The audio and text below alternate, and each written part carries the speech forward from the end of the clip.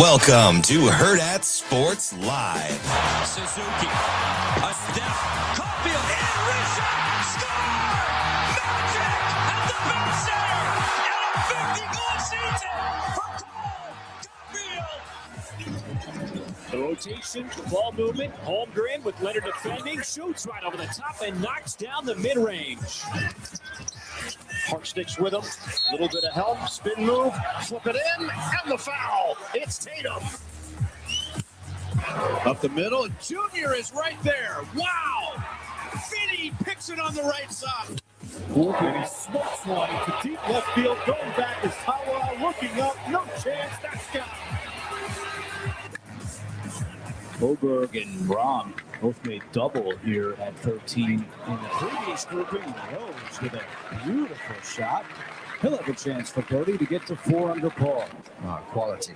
Oh, maybe took a little peek as it went past the hole, and that'll be an eagle putt for Adam Scott at the 13. Now Rory at 13. Delicate putt for birdie. Just nudging it in. There we go, Rory. He's within 2. And just like that, Rory McIlroy into second.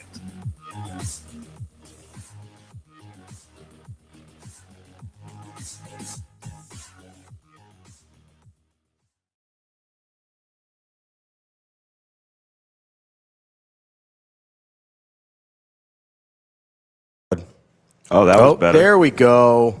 How'd you pull that off? Huh, Mr. Fancy Pants?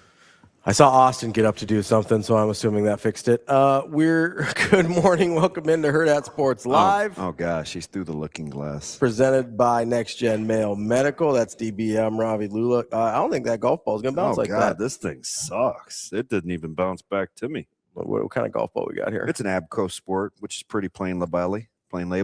Yeah, I don't think that's going to be your highest quality there. Yeah, not enough dimples. What's going on today? Short on sleep, that's for sure. Yeah, what time did you play till? Oh, the wee hours. The wee hours of the morning. Yeah. Yeah. How do you like my guys? I'd met most of them before. Yeah, I thought you were going to say something derogatory. No, I generally like them. I'm glad they got to see your prickishness in full bloom. I don't think that was full bloom. That was like half bloom, maybe. That was pretty good. That was a half baked. Isn't it funny how we were playing an in-house card game last night? Not like Chauncey Billups though. It was on the straight and narrow. Yeah, it's just stretching that $20. Yeah, very. It's a good group. Yeah, no, I like him. It's a good group. Yeah. You have a lot of different personalities. Yeah. You got to see Jernigan in full bloom. That's my dude, though. Like, we give each other an extremely hard time. Yeah. But he definitely would bring the barrel of lye and the shovel. Oh, he would definitely help you hide a body. Oh, corrosive acid guy. Yeah. No question. For sure. He'd be like, hey, I know. I don't even have to explain anything to him. He'd be like, I know a pig farmer upstate. Let's go. Yeah. Yeah. He's got blades. He's got barrels. He's got bullets. He knows how to skin things. He's all like tatted up too. So he's a good dude. And we kind of balance it out with Coach Sikora. Nice. He's super kind. Yeah. It doesn't matter what you try to get to him, and it's like, oh, I don't. Half the time he's not even paying attention. That's kind of sad. I don't think he's listening to you very much. It's like he's like, oh yes, I hear a lot of background noise. He's like my defensive partner too. Yeah. Yeah, so everybody kind of has a secondary position. So he comes with me. Who, Jernigan or Sikora? Sikora. Oh, okay. It used to be Jernigan. Okay. Coach Samanji put the kibosh on that. He's like, I don't like that. Well, he took him. Oh, he did? Yeah, he moved Journey over to D-line, and pretty much like he only really gets to do special teams now. So, those stupid defined roles. Well, I think the sarcasm of Coach Frank. Yeah.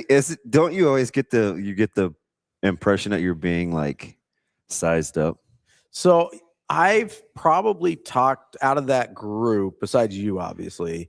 I've talked to Coach Freund the most. Yeah, because he's the most accessible during a Friday night. Yeah, so on sidelines, I end up talking to him quite a bit during your guys' games. And the two hoops coaches. Although you did know Clarkie. Yeah, not super well. He's quietly extremely funny. I could see that. Like I'm telling you, he has some simple to him. Yeah, I could see that. You know, kind of plays coy, a little aloof. Plus, he's a Northwest guy, so you know he's good. He's well, good you got a little bias towards your Northwest guys. I get it. I do. It's all right. I do. I got no problems. It's understandable. Yeah. So Coach Frank won the second game. Did he? Yeah. Let me show you what this goofball sent me. Who won the first game? They kind of like split it, didn't they? Sikora and Clarkey. Yeah. This is what he sent me. Is this not the most Coach Frank thing ever? Do you see what time I messaged him back? Yeah, that's aggressive. Yeah, that was 3:20. Had you slept at that point? Maybe an hour. Okay. It was fine. That's not ideal. No, we're good. We're good. Did you watch any Masters yesterday? I watched a ton. So this is how so we drove in a torrential downpour. Oh yeah. To Ames. I mean, down and back. How was that? I mean, treacherous. Not the downpour so much as the Ames? Yeah. Oh, it was really good. Yeah. Yeah. So we had been there twice before. But new coaching staff now, right? I'm telling you, the vibe felt a lot of the same. Really? That would make sense of why they hired him. I mean, it felt a lot. I was kind of blown away. I'm like, God, you got 80 some new guys. It was very much giving me 3 year ago Cyclone vibes. Huh? I don't know if that's a testament to Coach Rogers. I'm sure it is a testament to Coach Rogers and his staff, but it's pretty intentional. And he was saying through the portal, they had pre-existing relationships in some capacity with 90% of the guys. And they brought in, was it 82? Yeah, 81? Yeah. Yeah. And I was like, you just look at their chemistry and their camaraderie, and it's like, he's starting with good dudes. Yeah. And remember, there's a couple guys that famously they were like, yeah, in this transition, I don't think this is going to be a good fit. Yeah, it probably bristled a few feathers, but they didn't honor a lot of the scholarships. I don't know if I would go as far as to say honor. They didn't pursue a lot of the scholarships in the same way that they were very, very particular about what was happening. Like there wasn't a lot of carryover. No. Most of those guys that Franklin wanted, he took to Penn State with him, and the rest of them kind of. Yeah. And then, kind of in a strange fashion, we didn't talk about it much, but, Coach Haycock quietly steps away at Penn State. He gave that about a month. Not for me. I'd like, just knowing his personality, I'd like to know kind of what he thought, like why originally, and then, He's like, yeah, I'll give it a shot. No, I'm good. I'm just telling you, like, maybe he hadn't been to Happy Valley before, because it's entirely possible. It's not for everyone. No, and it may not make you very happy. Yeah, I would argue it's not for most. So we going down. I mean, just typical, just vintage Micah. I mean, we listen to a lot of NFL draft stuff. Okay, and I mean, he has strong opinions. Like they were getting into Bain, and he's a big Caleb Downs guy, and critiquing and sleepers. He's not a sleeper. And so we bounced around. I felt like we listened to Dan Patrick and Rich Eisen most of the time. Okay. And I was trying to pipe the Masters in through my phone because I can obviously watch YouTube TV. And, even in the rain, although my stupid car, I get it. Don't at me, but you're not really supposed to use your cruise control in weather like that. My car will just shut it down. Yeah. Yeah. It won't even let you. It'll block you from doing it. Really? Oh, yeah. It must have sensors. Sure. And then it says, it'll talk about visibility and it'll give you this traction thing. It'll shut the cruise control down. Really? That's interesting. And then when it feels like it's okay, it'll let you do it. It'll say ready. I'm like, you suck, safety ratings. What's Micah's hottest draft take? TK wants to know. His hottest draft take? Yeah, did he have like a scalding one? Yeah, so this is gonna surprise you.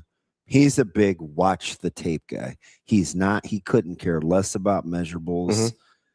he's just like, do you want to play or do you not? He said some funny things. Yeah. But it's off air because a couple of these schools he's comparing it to will be in on Wednesday, and I don't don't want to deal with it. Listen, man, dude is wild. But his so like, yeah. What was his hot draft take? He's very adamant about defending Ruben Bain and Caleb Downs. Because Downs, you don't really have any measurables on him. Yeah. So you don't really know. And Bain, the tape he's is a little fantastic. undersized. Yeah. But he makes plays and he's super smart. And he knows he's been in these meetings. Mm-hmm. And like Caleb Downs is telling people about their defense. Mm-hmm. Like he's kind of savantish. Yeah. And he loves Downs. And Bain, it's like, I don't understand. Like, it's all about it's. I don't either. It's, either you can play or you can't. He kills guys that are going to play on Sundays. All these guys are going in the first round, and he's kicking their butt like it's a guess on arm length. Like he just he bristles up at it. So his it's not really. I think it is kind of a hot take on Bain. Just in general, that he's as safe as anyone in the first round. And I hear a lot of takes on Bain. Yeah. But safe isn't one of them. Hot take. Hot take. I can't believe. I think he's one of the best players in the draft. I don't know if I'd call him safe, but there's guys that I see like going ahead of him where I go, why would you do that? Why would you Bain's tape is incredible. Messidor's is too. And I know that thing with Messidor is like the age. Yeah. And I can how much do you care about that? Don't you want to be old? Yeah. I was gonna say, how much do you like if you're a NFL team? Yeah, but conversely, yeah. What do they love about Arvell Reese? He's only 20. Upside. He's only 20. Yeah, he's also never done the thing they want him to do. Well, it depends. I mean, if he gets a Fangio guy, sure, in defensive philosophy guy, and he's going to be a stack backer. But for the reason that he's projected in the top 3 is you think he can rush the passer. Is because they want him to do a thing. That's toothpaste. You want to get that off? No, I'm good. I already brushed my teeth today. Thank you. I'm good. Sorry. But yeah, the reason he's projected in the top 3 is to do something that he's really never done. Just rush the passer. I mean, that's got to be part of it. Maybe it's his versatility. You're not taking an off-ball linebacker in the top 3. Otherwise, Sonny Styles. I don't think you take a box air quote box safety in the top 8. I mean, if you're going to take a right or wrong, if you're going to take an off-ball safety in the top 3, Sonny Styles safety or off-ball linebacker. Yeah, Styles is better. So to me, Sonny Styles is the safest pick. And Sonny Styles is I would agree. Day one, plug him in, go play ball. Safest pick in the draft. That guy's going to ball. Go play Sonny. He's got the tape. He's got the measurables. You just don't love his positional value. That's the only thing. He reminds me a lot of, and Austin will appreciate this. It's weird seeing Austin through the looking glass. Hello, Austin. I asked Austin if he liked tag team wrestling. He's not listening to us at all. I am listening. He is. I'll give him. It's like the third nice thing I said. I'm over this week, but he's very good at pretending to not be paying attention. But he hears you. Like I like that because that's me. I'm a look away, walk off.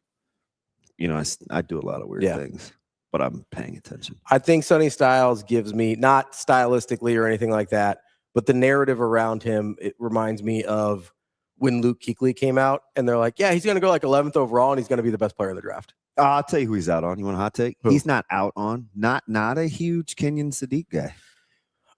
He probably doesn't trust the pass catching. He doesn't. You can't play him in line. Okay. Like he's not going to be an inline guy. But the same thing he'll say about Sadiq is what we try to sell you on with Love is teams have to acknowledge like you're drafting a playmaker. Mm-hmm. Like Love is, he's a little bit of Jahmyr Gibbs. He's a little bit of, like Bijan Robinson. Yeah. I mean, do you take a playmaker? Or you take a guy that fits. Or are you one of those guys, well, you can't take a running back. You know?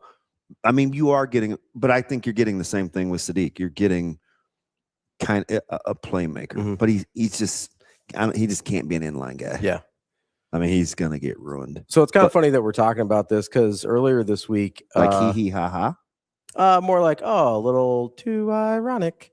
Yeah, right. ESPN put out a all film team for the NFL draft. So taking away injuries, measurables, narratives, just hey, and it wasn't just this could be film from any point in their career. So I'll give you an example, and then we can kind of go through the rest of this a little bit. Like for Nussmeier, they're like, hey, we really liked the 24 tape. Obviously, the 25 tape wasn't what we wanted to see, right? So they're like, hey, he is kind of our all-tape quarterback. Because out of the guys in the draft, they're like, his tape from 24 is as good as anybody's, and probably not named Mendoza from last year. And so if we're just going on what we've actually seen him do, he's probably our second quarterback. Interesting.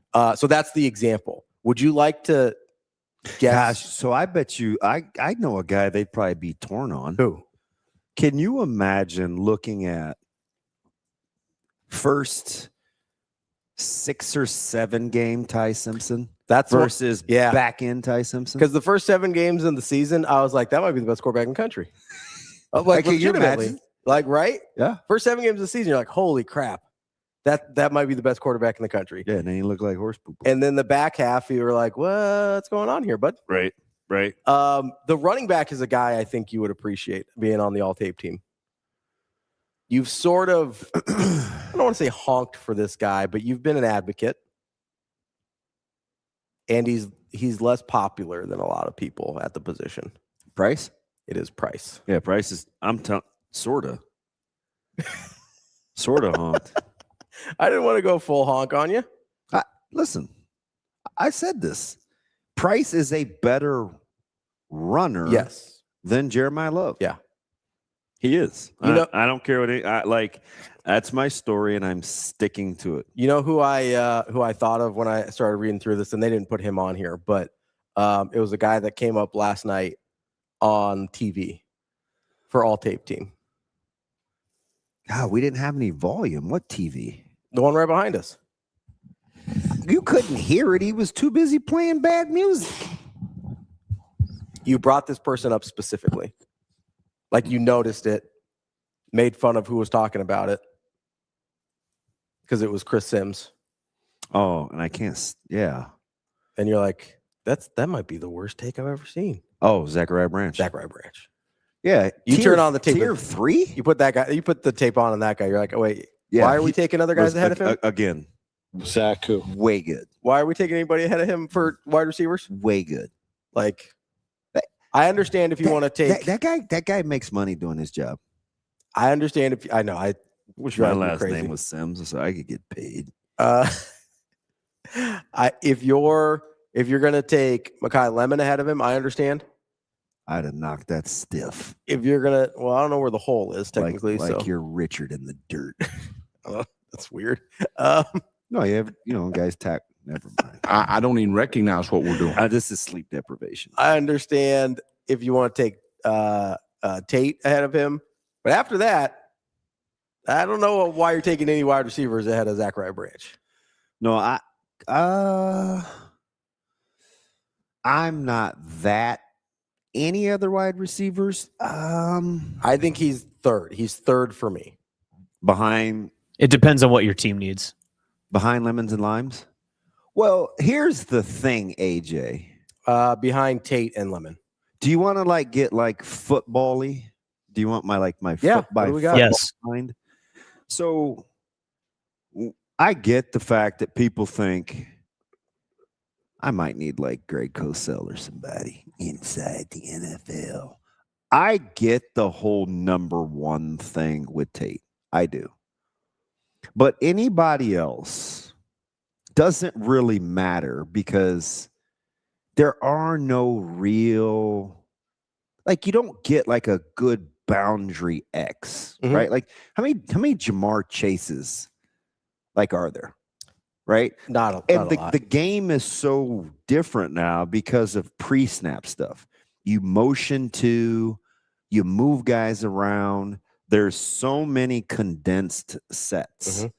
So without traditional lineup, snap it kind of stuff, I don't know how much you need. Like a true X. A true one. Right? Do you know how many balls Drake London caught? last year? Off the top of my head, no. More or less than 80? I would guess less. More. Anybody tell you that London is like a number one? No, because the way that the game is played, it's a volume pass catching league. Yeah, I mean, so like I would argue I'm kind of with Austin more than not, unfortunately, that anybody after Tate, it doesn't really matter. Yeah, 95. I think that might actually be the exact number. I don't know if TK Googled. Could I make an argument that it depends more on your quarterback? And obviously, like you're saying, offensive system, but those go hand in hand. I mean, maybe, but only reason I say that is because this was the Panthers last season, so I was researching as many receivers as possible. Okay, and interesting. Tatoria McMillan was the only receiver that truly fit what the Panthers needed because he could separate early at the line. You had a short quarterback who needed to release quickly and wanted to be in a quick release offense. And then he's also a bigger body that then when you get into red zone situations, you have a receiver for that. Wow, that is really well done. And I appreciate the fact you used his full government, which no one does.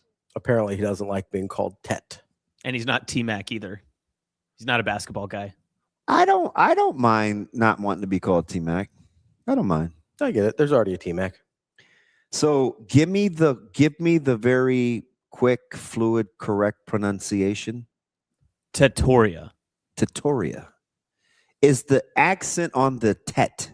Because you said Tatoria and not Tatoria. Yeah, I've just memorized what his mother has said in interviews, so I've just got that in my head. So always go with moms. All right, so we got the emphasis on Tatoria. Except my mom would say peanut, and that's not my government. No, but that's what she calls me. It's pretty embarrassing. Sometimes she goes, Damon? That's why I love you.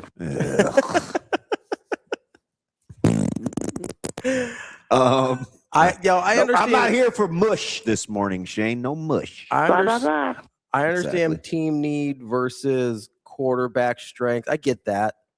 But in a vacuum, I think you're right. I don't think it matters nearly as much as we make it out to be like, oh, he can't be a true one. It's like, well, I mean, was Cooper Kupp a true one? Because he kind of dominated the NFL there for a minute. Yeah. Like what? How about who? Listen, if you didn't see Puka Nacua statistically, yeah, you calling him a one? No. Which, by the way, best wishes with rehab.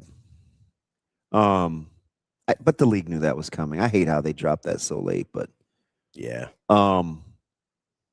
Yeah, tough.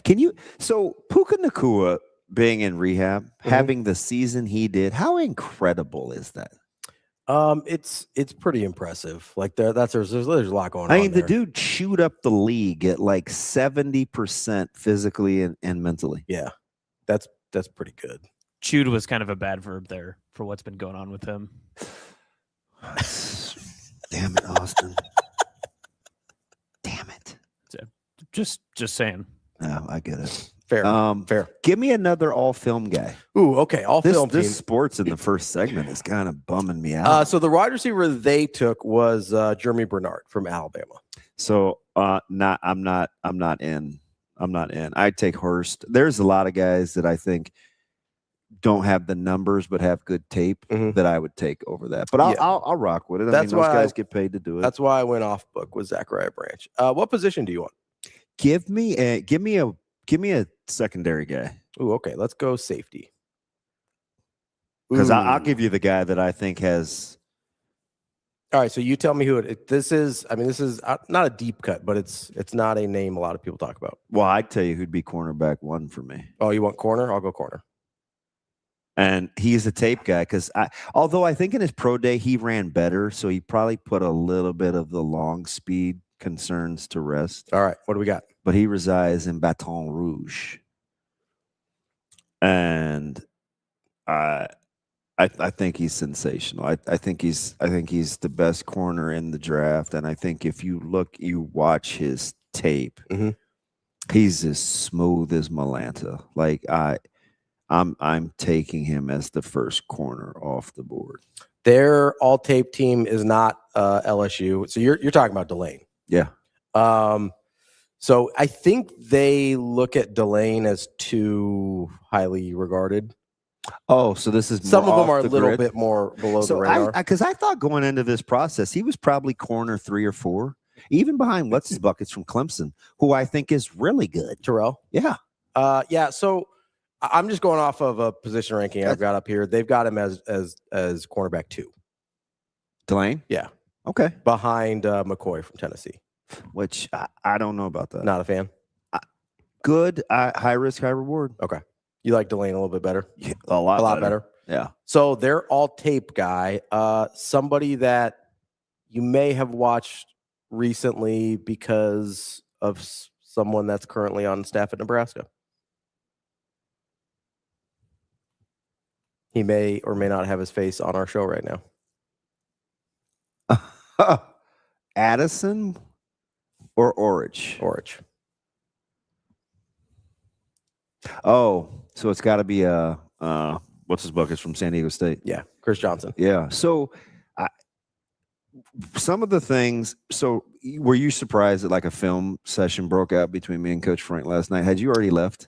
I don't think I was there for that. So part of the reason we were a little delayed is we got into kind of the philosophy behind the slice technique. Oh yeah, you talked about that early, but I don't think you guys got really into it till after I left. So I actually had film, Mhm. and it was on my phone. And he's like, "So what happens, to a boundary?" And I was showing him the diagram, and he's like, "Hey, what do you do with the safety?" I mean, he's a football dude. Yeah. Right? So I was like, "Oh, let's not overthink it. Like, you play over the top." He's like, "What about these quick glance routes, like those little look-ins?" And I was like, "Number one, you got to see it, but you can come boundary field." I was like, "Oh, I'm glad you asked. Like, this is an example." And I showed him a couple of plays so Nebraska used it in the scrimmage, right? Corner blitz, back leaked out. Caleb jumped the number 2. He would have had to get it over to the back coming out of the backfield, and it got batted down by the corner. And Johnson was a guy that I watched do that from SDSU, and they can run it. There's 2 different calls. They've got they got these claw calls, and they can come boundary field. But the goal is, he understood this right away, is I want 2 guys. I want 1 guy, 2 gaps, right? Especially in an odd front. If I can get 1 guy, 2 gaps, I get to we as a staff just get to be creative, right? And so Johnson is a guy that is very physical. He's a good tackler. That's why I like Delane. And he can run a little bit, but I think that his testing may leave you a little to be desired with his physical prowess. But you watch the film, he's pretty complete. He's pretty complete. Yeah, I was gonna see if I could find his combine. We could probably do that breakdown next week on slice technique. Yeah, you'd have to find the clip for me. If you want to do the spring game one. As a matter of fact, you sent it to me. Did I? Week 1. We didn't get to it. Oh, on the blitz? Yeah. Okay. That's basically the slice technique. Gotcha. Okay. That's a cornerback from either the boundary or the field getting a good run pass read. So they're so much better at it than last year. Yeah. It's just the way it's I'm not going to get into demeaning stuff. Like, it's just clear. Like, they have a better understanding of what they want to do. They He actually tested pretty well. 4.4 in the 40, 38-inch vertical. 10, so I 6. think, but it was his 10. He's like a 1.55 right? Yeah, 1.54. Which I know that I'm splitting hairs. No, but short area quickness for a corner. not as twitchy. Yeah, as maybe you would want. Yeah, pretty explosive though. I mean, 38-inch vertical, 10.6 broads. Yeah, so he's a long guy. Yeah. He's a long guy, right? Because I mean, at 216, I was a 1.5, 110. Yeah, and he's at 193. You know what I mean? Yeah. So it's like pretty good. I mean, he's a legit 6 foot though for a corner. That's not bad. No, not at all. Yeah. So not at all. Which, by the way, how about the friggin' Breeze is 72 inches on the dot. Yeah, 6 foot on the dot. Yeah. So he's a little bigger than Caleb already. He's significantly bigger. Yeah. He was 6 foot 191 yesterday. Caleb graduated at 184. Yeah. Yeah. He's still 15? 16. 16? Yeah. Yeah, he's got some room. Anyway, that was a little, because he says the numbers, and I was like, how the flip are you triple jumping it? He's at Benson today. I'm praying it gets. Is it bad? I want it to get canceled. I mean, well, he doesn't have his jump coach either, and he's running the 4x. Yeah, yeah, because I think Coach Lloyd is going to Florida to watch. Oh yeah, to watch Jalen. Gotta be out of there. Yeah, you imagine your track. Yeah, hey, look, guys, spring. I gotta go see my son. Good luck, guys. You're in good hands. You'll be fine. Yeah. Any other positions you want to look at? D-line. D-line, edge or inside? Ooh. He's got another hot take. Okay. What is it? He still would worry about Bailey stopping the run. Oh, for Tech? Yeah. Yeah, I'm not. I mean, listen, I don't want to say I'm not sold on Bailey. You take a top 4 guy as not an every down guy, or you think he's an every down guy? I'd be concerned about him not being an every down guy. Although this year he was significantly better against the run. Yeah. That would be my concern, is holding up against the run. I mean, Stanford, he was definitely situational. If I could only play him, like, this is a weird old reference, but like Alden Smith, if that's what I'm dealing with, like, Niners. Yeah. I was like, Missouri? Niners. And he ended up being good for like 2 years before he had all of his personal issues. But I forgot how he flipped out. Yeah, he was really good for like 3 years. But he was very situational. Mm-hmm. But I think he got to like mid-teens in the sacks. Yeah, give me 1 year. Give me an edge guy. So the edge guy, this was a good call. Okay. We saw him up close and personal, and I think we were all both like, that guy's pretty good. Give it to me. Barham from Michigan. Oh, yeah. Yeah. Yeah. How about that Monday? Yeah. I was like, that guy's pretty good. And, we were getting pushback because he just got to get in that wide 9. Yeah. But he is explosive. Matter of fact, Coach Lulla, we talked about him specifically. Yeah. And Barham, he talked about Barham specifically specifically because he goes, everybody's enamored with his get off, and rightfully so. He goes, but watch him use his hands. Yeah. Like, you'd go to pass set, and he was literally like, you couldn't get into him. No. And he's not even listed for ends. He is not listed. Probably not top 10 in the top 10. Yeah, I wouldn't think so, because you talk about a guy that has to prove he can stop the run, and he's inexperienced. Yeah. Right. For the way that they used him. So they've got him at outside linebacker. They've got him at 7. But still. Yeah. But for what a lot of the tape is, like, he was sensational. Yeah. He was really, really good. But he was kind of a one-trick pony. Sure. Yeah, it is, Kenny. My grocery bill, it does suck. Hey, was Scott in here earlier? I missed it. My neighbor? I haven't seen him yet. For defensive tackle, they have. Oh, yeah, there he is with the peanut. Hey, Scott, what time he could just text me. What time do you guys play Sunday? I'm kind of hoping for rain. Oh, for your baseball league? Yeah. Why are you not trying to play? It's early. I want to go to church. Oh. It's 9:30. It's far, too. We play at Carter Lake? Oh, jeez. No, it's not Carter Lake. We're north. Where the crazy people hide in the hills? Oh. Scotts Bluff. No, not the hills have eyes. I mean, like the albino people stories. Like MP Dodge? Yeah, I think we play. It might be Dodge Park. Again, albino people in the hills. Scotts Bluff. Really? It's just some Sydney hate going on over there. Yeah. Oh, no. Yep, he is right. It's Carter Lake. Okay. That's Carter Lake. No, I think Dodge Park is the albino people you're worried about. Yeah. Is that Dodge or Hummel? It's Hummel. Hummel's the albino people. Yeah. I don't think are there baseball fields over there?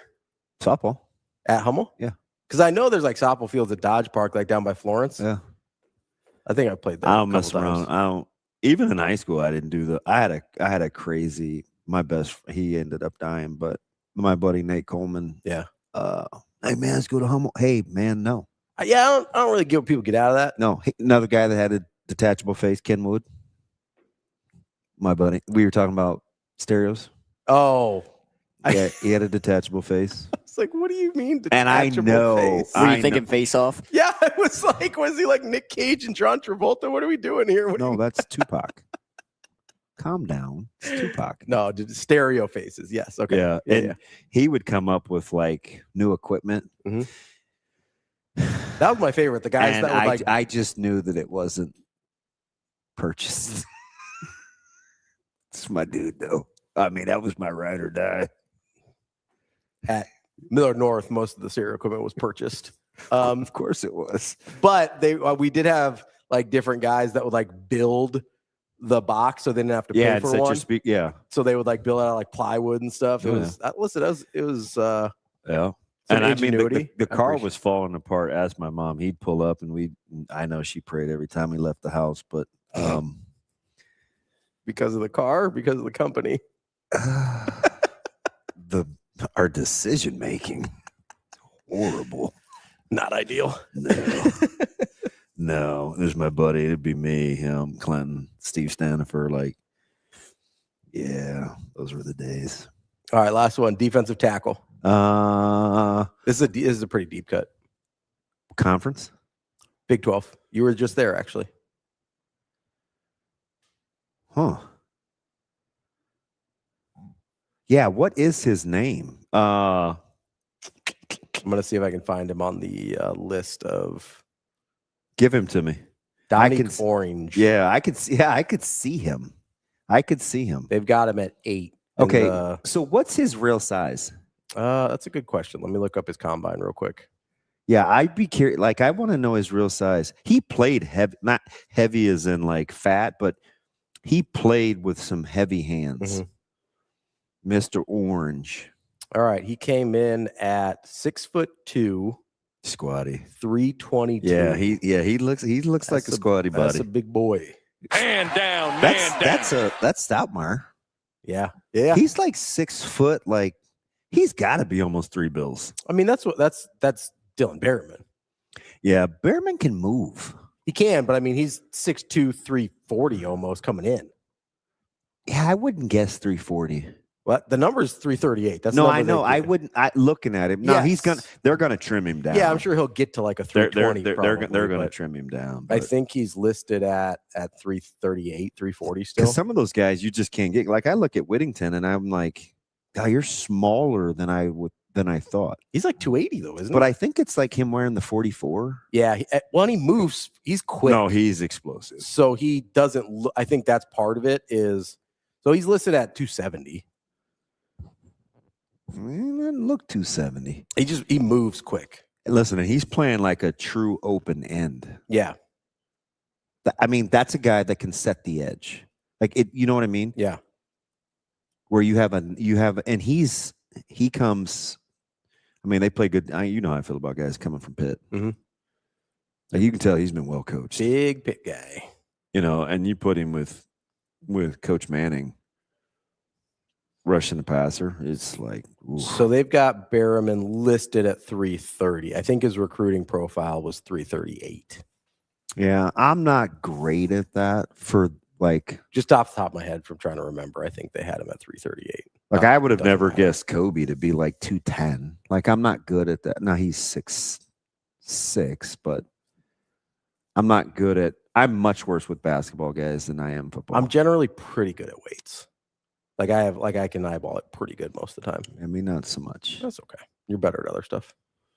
Yeah, I don't know. I don't know about this whole sports thing. This early in the morning? Of course they did, Tater. Like, why would I expect you to say anything remotely positive? Like, of course they did.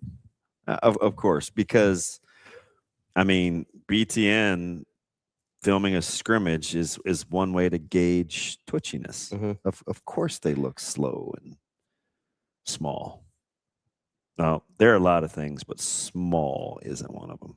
No. Like that, like I mean, maybe you didn't think they looked very fast. I get it. It's just I'm not going to try to talk you into or out of anything, Tater. You don't like anything. So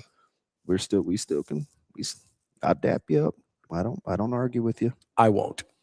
It's just not very positive. The next It's unsolicited okay to be positive too. No, it's not, Coach. It's no fun. It's okay to say something positive. No, it's not. I think it's way So more. I'm tweaking. I think Just it's- tweaking, I think right? It's way Tweaking. more fun. See, my man just comes in dropping scuds. Team It's positivity. all right. And I know you get mad that I don't encourage him. I just don't get mad at him. We just have good conversations. I wouldn't say good conversations. There's conversations, but Yeah, they do. They have Tater. They have a cup. They have probably 6 guys, maybe 7 that are 21.5 plus mile per hour. Yeah, they got 4 guys. But I mean, that's not my opinion. That's pretty factual. also just kind of a random number. That he was pulled just out. that was a weird pull, Tater. Like of all the, were we talking? Oh, we were talking about Berriman and Whittington. No, that's ridiculous. That's You guys were not talking. That just came out of nowhere. Tater. Don't give him the benefit of the doubt. That was literally out of the blue. It's a good piece. Me and Tater, it's a good piece of cheese. All right. Austin just slapped my hand. You can't do that. Yeah, Let me No, I didn't slap your hand. I didn't slap your hand. That was more of a benefit of the doubt. I came out of nowhere. no. That was a pure Tater. Just like the kid in the back of the classroom that wants to talk about what they want to talk about. All right, sorry, man. They're slow and small. I hate it. Is Tater not the kid in the back of the classroom? I rock with those guys. Of course I do, right? Go ahead and say something slick. Go ahead. Go ahead. Say something smart. It's okay to say something positive. Which, by the way, It's fine. It's fine. finally caught up with me. You're misrepresenting me and my food habits. Yeah. Yeah, I ate an unrefrigerated. Oh no. Well, I had it in a Ziploc bag, and I took it with me. No, I took it with me for the day, and I didn't eat it until I left last night. Okay. And it was Zoe's old chicken and cheese quesadilla. And Oh. yeah, it just is. Didn't sit great. No. And it was just one little triangle. And it's like 4:10 this morning, and I'm like, damn it. What do you Let's mean? go, baby. What do you mean it finally caught up with you? You tell me one of those stories like once every 2 weeks. No, I told you what the other problem was. It's not my food storage. No, I'm talking about besides the injection problems. Well, there isn't really. I mean, I ate cold eggs on a pizza once. You've told me several times. You're like, man, had some stomach problems last night. I was just doubled over. I think it's the wood that I used to smoke. Okay, sure. No, I've been Googling. That's yeah. So I'm gonna move off of. You know what I can't have? It was the mesquite you told me, right? Yeah, I'm off mesquite. So I have transitioned to a little more cherry. Okay. Cherry, which is giving me more smoke than I thought. It's supposed to be for subtle things like fish. Mhm. But cherry is not bad. And it doesn't, I was out on cherry wood because I thought it would be a little I thought it was going to be like a little too much, or it's going to be fruity. Yeah, whoops. What were you gonna say there? Nothing. Like the seltzers that I like? Dude, how about Clarky with the White Claw comment last night? No, that was Freud, I thought. No, so Clarky goes, hey, nobody's touched the White. I still have a full thing of White Claws. Nobody's touched that since. Yeah. So how about how we were the only one outside of me trying that terrible Yingling, the only ones that weren't really drinking? Yeah. Yeah. I mean, So that They- it could have. well, So everybody in my else- defense, you know what it could have been? What? Could have been that new Gatorade, the low sugar. It wasn't. Why wouldn't you read the label? You were getting mad at me. No, I didn't know what you were pointing at. I didn't know if you wanted me to look ingredients or macros. Like I didn't know. You were just like, look at this. You Gatorade. basically said, "Get this away from me," and I was like, "That's Austin." I needed help because the. What do you mean? Hubert, I meant the print was so small on the deal. Yeah. I was like, "Here, read this." You're like, "What do you want? Why are you showing me this?" I didn't know what you want me to read. You There's made a it seem lot like of you stuff were in on a the- hand or something. I mean, I was. There's a lot of stuff. I was like, "Oh, sorry." There's a Here's lot of stuff on the label. and I couldn't read it. Didn't and know if you and I wanted didn't have my glasses. Calories or sugar or ingredients or what. Yeah. It wasn't the Gatorade though. It was definitely the lukewarm chicken From 2 days ago. 2 dinners ago. Yeah, no, yeah. It was definitely that, not the Gatorade. Yeah. I love how you'll Google what's bothering your stomach in terms of like, is it the mesquite? But not like, hey, is it the fact that I left this meat out for 2 days? No, it's fine. Like, I love how that's your process of elimination. Like, It can't be the fact. It wasn't even enough to bother me. It was like a tortilla, and it was only one triangle. So for her, I go down, across, diagonal, diagonal. That's how small it was. Yep. Doesn't take a lot of bad chicken. No, the chicken was good. Doesn't sound like it. It's just room temperature. It's gonna be on. How long was it room temperature? That's the concern. Yeah. Chicken's one of the worst, to be honest. Chicken and shrimp are your worst ones so far. So I found a nice little deal at shameless plug at Costco. It was Chipotle pre-done. Oh, I've seen that. I saw it on TikTok. It's legit. Yeah. I mean, I doctored it up. Yeah. I doctored it up, but it'll suffice. Yeah. No, it looked good. Yeah. I'll have to maybe look into that a little bit.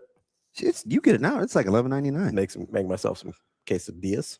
The package is smaller than you think, and it's not air sealed. So of course I cut the bag open. The vacuum and I seal. vacuum sealed Yeah, it. of course. Hey, I did a student interview. You wouldn't want those germs to get in before you cook it, but afterwards, not a problem. Exactly. Okay. So Caleb was like, "Hey, there's this guy in my class. He's communications. He wants to do an interview." So I did an interview with him day before yesterday, and he goes, "I got to read this to you." Mm-hmm. And he's a total sports head. And he goes, I got to read this verbatim. Now, keep in mind, I literally just met this guy Tuesday, right? Called him on, he hooked it up. He's like, hey, my name is Cam, this, that, and the other. And he goes, hey, appreciate your time today again. If you'd like, I can send over a vacuum sealed copy of my final draft. I know how much you love that. I was like, damn, got by the college student. I'm like, Fudge, you must really listen. Yeah, he got me. It's fine. I ate it. I gave him the laughing emoji. I was like, touche. Sometimes you just gotta eat it. Yeah, listen. But not the 2-day-old chicken. Tater, it's okay. You can sit in the back of my classroom. I have a bad kid's endorsement. I'll say, what was your endorsement in? Mild to moderate behavior disorder. Okay. Hey, Shane, before we go to break. Yo, what's up? How do you like how all 5 of my golfers are 2 over or better? Yeah, that's fantastic. Yeah. Mine are not. So how about I'm kind of closet cheering for – who am I closet cheering for? It's not even closet. Corey Connors? Heck no. Jason Day. Yes. I told you he's going to play well 2 days. Yeah, you like that guy. I just don't know which 2. Yeah. And apparently it was yesterday. Hopefully we got one more, and hopefully the 2 bad ones aren't as bad. Yeah, you're just trying to get to moving day, right? Yeah, Rom did not help me out yesterday. That's such a dice roll. I don't know why you do that. It's a high ceiling. I get it. High ceiling. I mean, and he'd been playing well. He'd been playing about as well as anybody for the last 3 months. And I had to process through Morikawa. Yeah. I need him to hang in there. Rom had been playing as well as anybody on tour for 3 months. Yeah. So it's I was like, oh, and he usually plays okay here. How about Rory going 5 under and couldn't even drive it worth a crap? Yeah. Yeah. There's gonna be some low scoring. Augusta's gonna be messing with those pins today. Oh yeah. I guess it's been 9 straight years with double-digit under par. Yeah, it's pretty pristine out there. So they weren't even getting much wind. I think they're gonna try and keep those scores down. Yeah, you can't just blister Augusta. No, I mean you can, but then they get mad, then they mess you up a little bit. They're not gonna. They're not gonna stand for it. They're not gonna stand for that. Does Roy? You think Rory has 2 good days in him? Yeah. I don't mind Oberg, but no, Oberg's in good and coming from behind either, because I just don't want him to have a lead on Sunday and go all tinkle. Right? Just stay in the mix, run them down from behind. Yeah, I mean, you don't even need him to win. Just it is be about in the money. hunt. It is just about be the in the money. hunt late. It's about the money. You chase him down a little bit. And low key, Oberg kind of has some tendencies as well. No, that's the thing, dude. My man. I mean, he went bogey triple last year after he was tied for the lead with Rory and Justin. I'm well aware, dude. My 2 bad students are going at it with one another. Kobe and Tater. I got to keep them both in my class. I do. Why? Well, Wait, I didn't say anything, Tater. Why? What do you mean follow me blindly? I didn't. They're still talking about the 4.40s. And you said there's probably however many guys that run below that.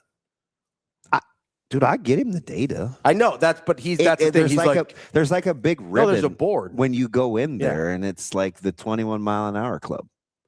Like you can see it. Yeah, and he's just saying like, "Give me names, give me names." Is Tater on your draft board? No, so he's unless he came in under a different name, he wasn't in the original. You guys, because we have so many more people now. Yeah. He wasn't on my original bad kid list. He wasn't on the original troll board. So the original bad is the troll board is my name at the top, I assume? No, but we were debating over whether we should give you and Rico a team to draft in the summer. So originally the preliminary list gave me Kobe, captain, and game dog. Yeah. He's like, yeah. And I think Nortak, but Nortak's been gone for a while. Yeah. That's my nightmare car road trip. Outside of, I think Kobe and I could hang out, but everyone else would just be shouting at each other, and I couldn't handle Kobe's gonna cuss. Yeah, I'm fine with that. And Kobe would speak to me in all caps. I'm fine with that, and I know, like, Captain is more of a philosopher than he comes off.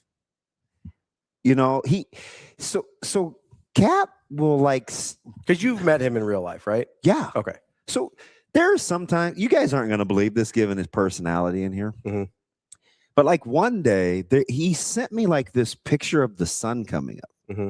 It was, Austin, I'm trying to have a moment. Kobe says, Austin, we would be chilling. No, Damon, I just know. I know how this story probably already ends. And I definitely know how it ends. It's like last summer, right? Or 2 summers ago. What was the caption? And he said, beautiful sunrise today. Have a great day. Jesus Christ is king. There it is. I knew it. I 100% knew as soon as you said sunset, we were getting a Jesus Christ is king in there, or whatever it is. Yeah. I don't care. It's like 5:30 in the morning. He then proceeded to call Matt Rule like terrible names after that. And listen, I don't judge. I do. I do. Someone has to. Listen, Austin, I've been in a car with you. You and Kobe, if Kobe's anything like he is in here, you guys aren't chilling. You're not. I think they would find common ground. Because you know how he seems very normal on this job? He was not driving that car. I think I've spent enough time around Austin to get a good sense of his personality. Yeah, he's closet crazy. I don't think I change at all. I think I'm the same person 100% of the time. He's closet crazy. I laughed the whole time. The whole time. Yeah, no, he's funny. Yeah, so I got those 3 on the original draft board. Now we're gonna have to shake that up. You don't have to. That was a mock draft. You don't have to draft who. Whose was that again? That was Dank. Yeah, he needs to pull that back. I wonder if he still has that. Yeah, you don't have to draft who the mock draft tells you to. No, I know. It was just a preliminary blueprint. There's so many people. I don't think we can.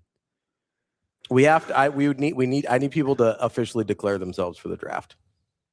Okay. So we know who wants to be involved. That's fine. I need you to go to chat. I want graphics and everything. I want you to go to Chat GPT. Do they have to say thank you to their university? Yes, whatever university they're leaving, whatever sports talk show they're leaving to declare for ours, they have to write a thank you note because that is a thing you can do when you leave somewhere. You can say thank you. Yeah, and I'm just telling you, like, you guys need a different book. You need different types of people. No. Yeah, you do. You think Signetti's like, hey, I need lots of different types of people, or do you think he's like, hey, I need people who do what the F I say?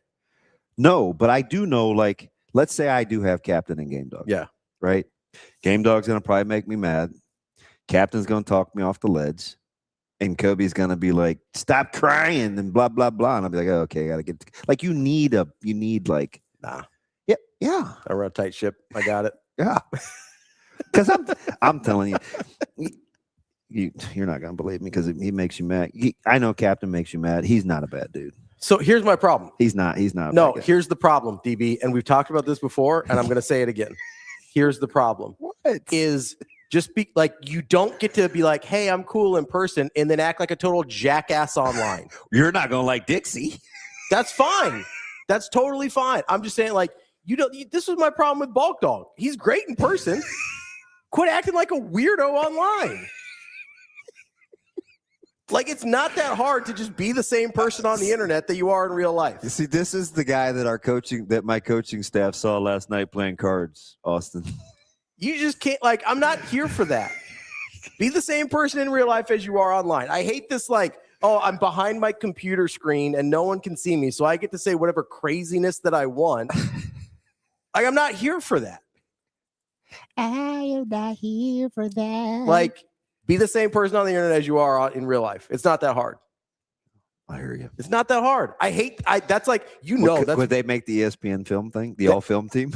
That would be the all social media team? No, that would be the not on my board team. Anybody that is a totally different person online than in person, not on my draft board. I'm out. 100% out.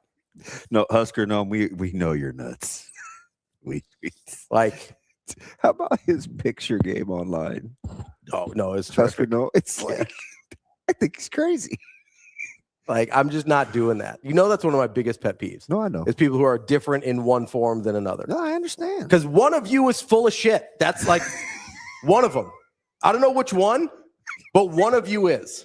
This is your fault. And I'm guessing it's the one that doesn't act like a jackass. That's usually the one that's full of shit. Because if you've got jackass in you and that's what comes out, that's usually the real you. It's okay. I'm not doing it. It's not that hard to be the same person. I think it's way harder to be two different people. Way harder. I am not okay. Great time for a break. I'm barely getting by. Losing track of days. Losing sleep at night. That's all. That's all I got. And I know. Tim's coming up next. Tim VERGHESE from inside Nebraska. Yeah. Talk a little. Micah's new favorite. His new favorite? He just came around? He wasn't really aware until Tim's last write-up. Yeah. That's good. You know what else is good? What's that? Tim doesn't tell me he's doing stuff like that. He just does it on his own, which is how it should be. Yeah, that's fine. All right. Tater, you obviously don't know me because I'll talk to anybody like that in person. Yeah, he can vouch. That's true. So can Austin. So can everybody else in my life. Go ask Coach Freund. I told him yesterday, I go, hey, bud, you can't just be spiritually and we need the money. Sure did. He goes, we're betting. And he goes, I'm in. And I was like, all right, you sure about that? You sure about that? Let's take a quick break here. We'll be right back with Tim VERGHESE here on Hurrdat Sports Live.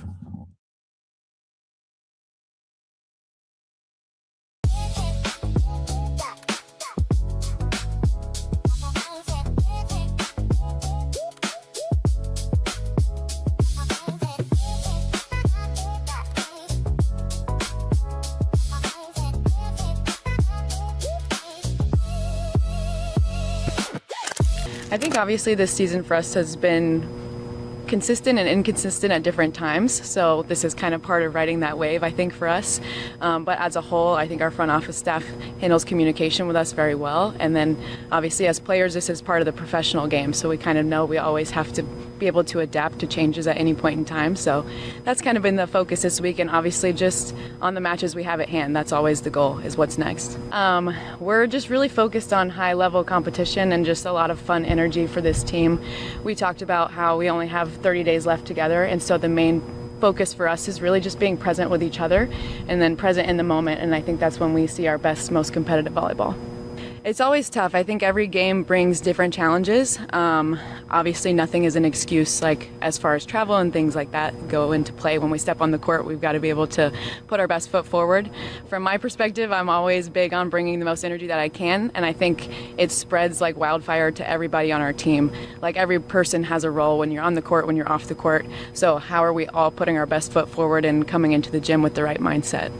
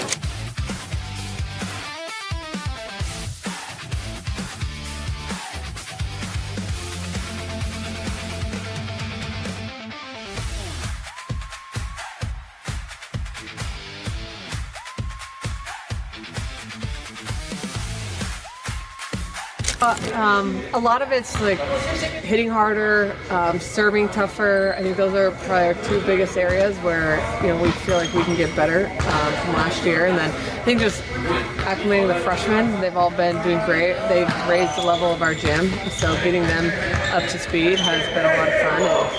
And it's a short spring for us when we only have 4.5 weeks of indoor, so we got to hit the ground running. I mean, this is spring, so it's sort of like a glorified practice, and we get to, not only do we have to play against an opponent, but in front of fans and have that added pressure and a different vibe, and I think that's what this team needs. And when we're ready for things, we need to continue to push them and not hold them back. So I think we're ready to play. We have a deep roster, so we're not going to be overworking anybody on Saturday. Everybody's going to get to play, and I think it'll be really fun in a great arena, and I know the people in Sioux Falls are pretty fired up for it.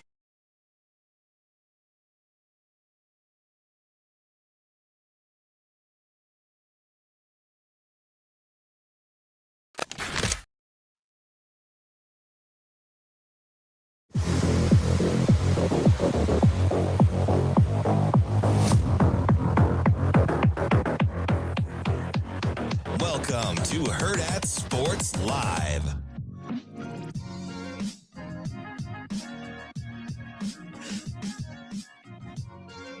Good morning. Welcome back. Hurrdat Sports Live, presented by Next Gen Mail Medical. That's DB. I'm Ravi Lulla here at Hurrdat Sports HQ. We are joined now by Tim VERGHESE from inside Nebraska. Tim, what's going on, buddy? Wait, Tim, we here? I don't see Tim. Where is Tim? Tim, is Shane here? Or Shane, is Tim here? A lot of one-syllable names. I don't see Tim. He has to unmute himself, but he's going to log back in. Okay. Oh. And That's he won't be on video. Oh, I'm bummed. Why? You can't stop. What? I can say, like you can't. It doesn't even sound right when you say it. You're not even sensitive. I'm super nice. No, you're not. I'm very nice. I'm We sensitive. established this yesterday. That's why I'm marrying Austin. I'm not personally marrying him. I'm overseeing the marriage of Austin and Dr. Fiance because I'm so nice and sentimental. So Carol was new. When the initial preliminary draft came out, Carol wasn't in yet. Yeah, the activity has increased quite a bit. Do we have him, Shane? No? Okay. Yeah, he wasn't. I thought I saw his name pop on the screen. So no, we can usually see it. Do we? Shane? Hey, can you stop asking? He's going to tell you. We're getting to figure it out. He's going to show you when we see it. Stop asking. It keeps popping up on the screen. You're like Ravi, Zoe, Lulla. Are we there yet? Hey, are we there yet? DB, are we there yet? Dude, I had to check in on her yesterday because we were gone all day. And she's But I got cabin fever. He's here now. like, oh, geez, though. Don't burn the place down. Tim, how are we doing this morning, buddy? What's up? Damn it, Tim. Tim, can you hear us? Oh boy, you got me now? Yeah, there we go. I got you guys. You got me. Timmy Trumpet. How we doing, buddy? Oh no. Hey, we're doing. We're on the road. All right, where are you on the move to? If I can be all in your business. We are Dallas bound. Really? What do we have in Dallas? OT7. So we're going to see Trey Taylor, Torrey Pittman, and a bunch of Nebraska commits, Nebraska targets in action this weekend. Yeah, very, very nice. This thing is getting ready to pick up. I told you that knucklehead is he's gonna play with Domo at Battle of the Boneyards in Lincoln. Can you believe that? And you know who he's excited to see? Oh, that'll be fun. Everybody that you just named. Like it's so personal and childish in my household. I can't stand it. And I'm competitive. He's a jerk. So like as a dad, I must be raising it incorrectly.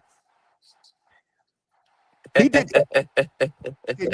Would you tell Ravi that I did not know that the Westside love affair was going to happen. It just happens to be that those 3 2028s reside on 89th and Pacific.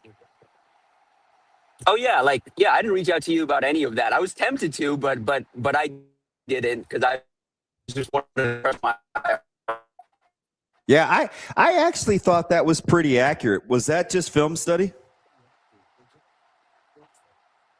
Yeah, it was all just straight off the film, and then for some of it, it was a little bit of projecting. Like I think with Isaiah Bolin in particular, is projecting a little bit. But I love the way he moves on tape. I think he's got the skill set the staff's looking for a DB. But even I think Garrett Dewar, that's another one. I hope I'm saying that right. But that's another one where you're projecting a little bit from the Class 2 C2 level, but you love the frame. I'm really encouraged by the movement skills, and I kind of noted it in the story. I mean, Nebraska's taken swings on developmental tackles before, and this is a guy who I think's further along than Grant Bricks was at the same time in his development. And heck, man, Claude Puma wasn't even playing football as a sophomore in high school. So, which is weird when you see him in the I think you like what you have.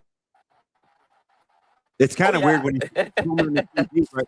But I see Bolin quite a bit because they play on the same 7-on-7 team locally for Abdul.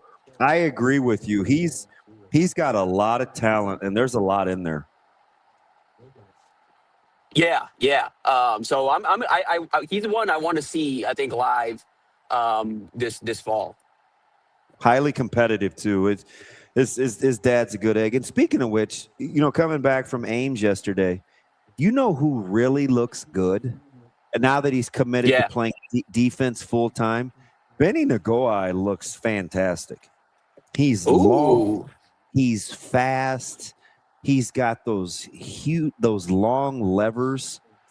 He looks really good. Coach Bob, their defensive coordinators, can have a field day with Benny Nagoai. Yeah, he was one I really liked. I really liked the athlete, but you figured it would take a little time to get the weight on. But that's really good to hear. And it's also good. Again, he's the one that I could have seen going potentially both ways, but I like that they stuck it out with the development on the defensive side. Yeah, so he flipped back over to corner this time last year, and they're going to keep him there. And they were very unapologetic. Coach Rogers, Coach Bob, but they were like, look, if he's not playing on Sundays, that's our fault. Like that's a coaching problem. There's enough in there where we got to own that. And I was like, I hear you. And he's still as good natured as ever. Got a huge hug. Like he looks good. That's great to hear. Tim, as we kind of look at some of the things that have been going on, especially with the 2027 class, obviously, we talk a lot about Ahmad Hudson in that room. Obviously, just came out, Will Wade reoffered him as a basketball player at LSU, which I think is going to be interesting in that recruitment. But how's the tight end board kind of shaping up for them in general? I know that's a position they've focused a lot on.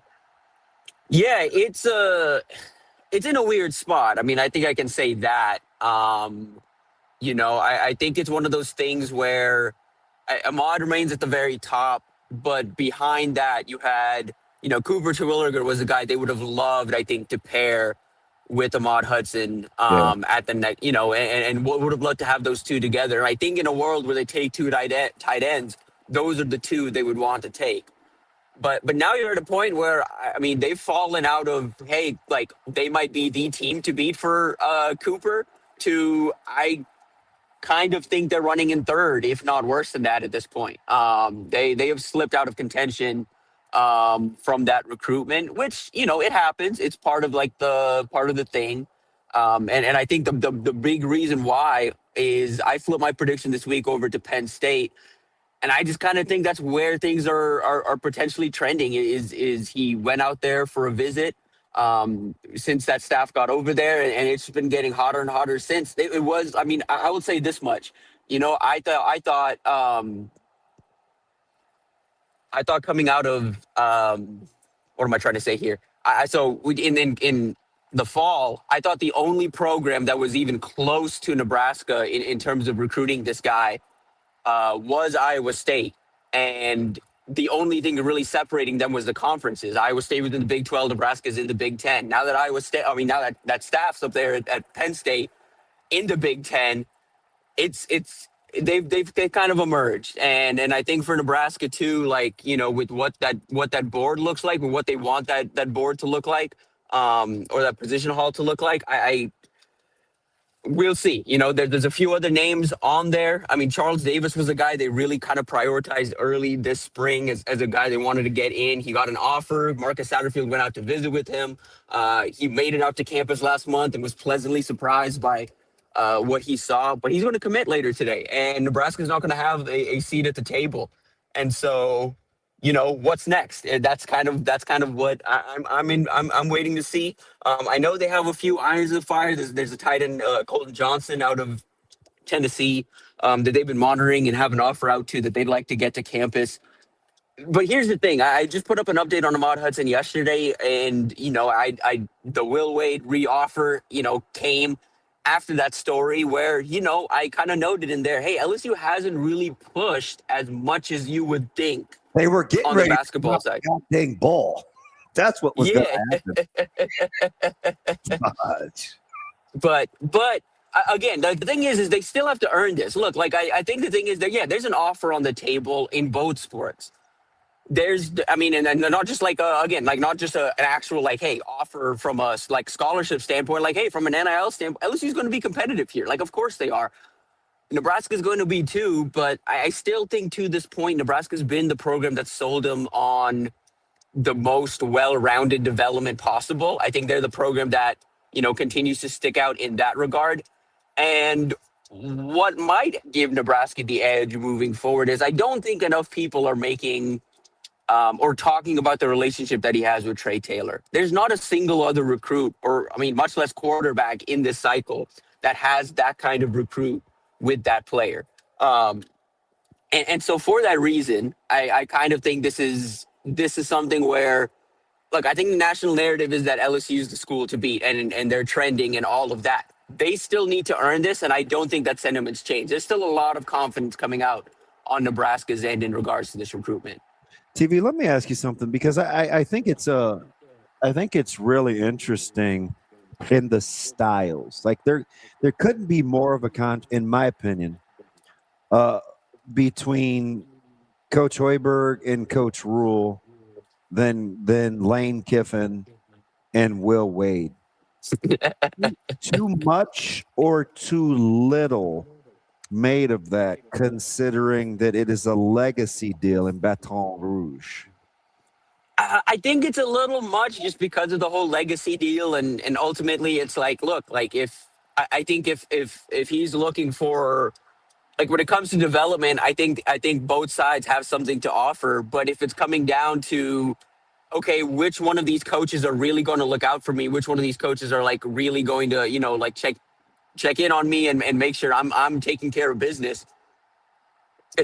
It's going to be Nebraska. I think the way I would put it, I think is, you know, I think if it's a individual maybe decision based on legacy, based on things like that, based on, you know, like wanting to stay closer to home, then it's probably LSU. But if it's a decision where, you know, mom's pretty involved and dad's pretty involved and they're looking for the best overall situation, then it's going to be hard to beat Nebraska because of the effort that they've put in over the last year and change so far in this recruitment.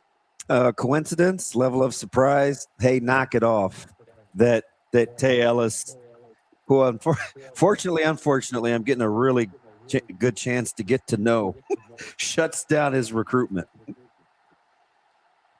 I think it was just it felt like a matter of time, but also like, you know, I mean, there was communication with other schools. I think the Miami visit was a little surprising just because of that was the school he ended up, like, I was surprised that was the school he ended up visiting, considering, you know, what I had heard about some potential dialogue with some other programs. Like, you know, I mean, programs closer to home didn't really slow down even after he committed to Nebraska. And that shouldn't come as a surprise. But, you know, he's moving up to Nebraska now. And you know, we'll obviously see kind of how his senior season goes. But I think I was really more surprised at the fact that he took that visit in the first place. But at the end of the day, like, I get it. If you're invited to South Florida in March or late March, early April, and, you know, it's I mean, Texas is not cold, but it's cooler. You get invited out to South Florida to a pool party. It's hard to turn down. Just go check out some things, go hang out with some fellow elite recruits and meet Malachi Tony, meet the guys and see all of that. So I don't blame them for taking the visit. I don't think the staff does either. And I don't think there was much of a level of concern. But again, for a guy that's been as vocal as he is about his commitment about Nebraska, just weird to see that visit, and it's good to see him come out of that and publicly shut things down. I think they're trending well to keep them, I think every member of this current class together as things stand. I think the one I've got a little concern about at this point is Caden Howard. And, with Amir Brown, I think they're in a good spot, but other schools really want him, and SEC schools aren't really going to be backing down from that recruitment.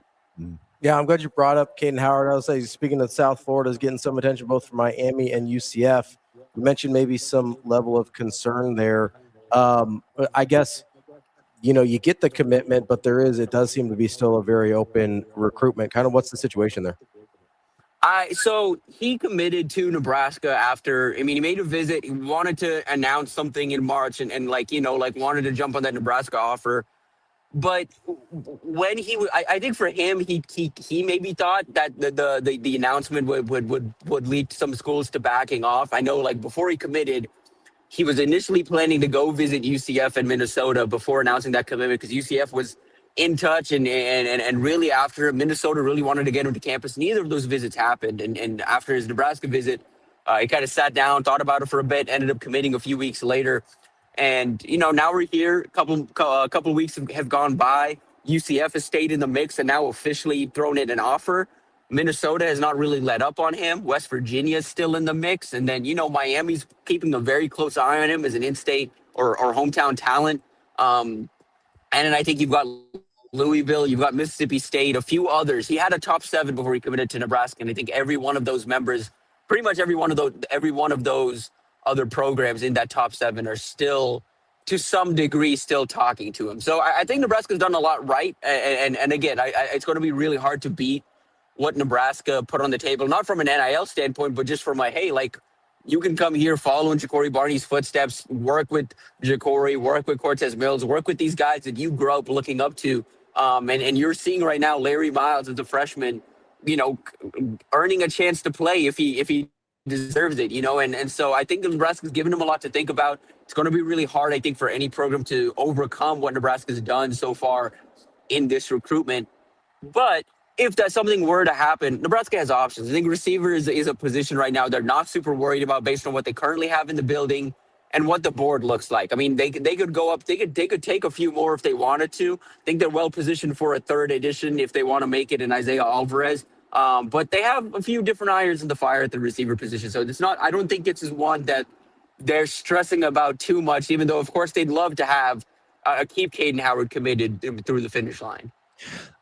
TV, it's a little different for me, so I'm trying not to ask a leading question. I like to talk about the importance of the 2026 season because Nebraska, with the roster construction, has a chance to finally be old in a year, where I think it could be really advantageous from a development standpoint. I didn't really look at it from procuring the 2027 class that could considerably be very high ranked.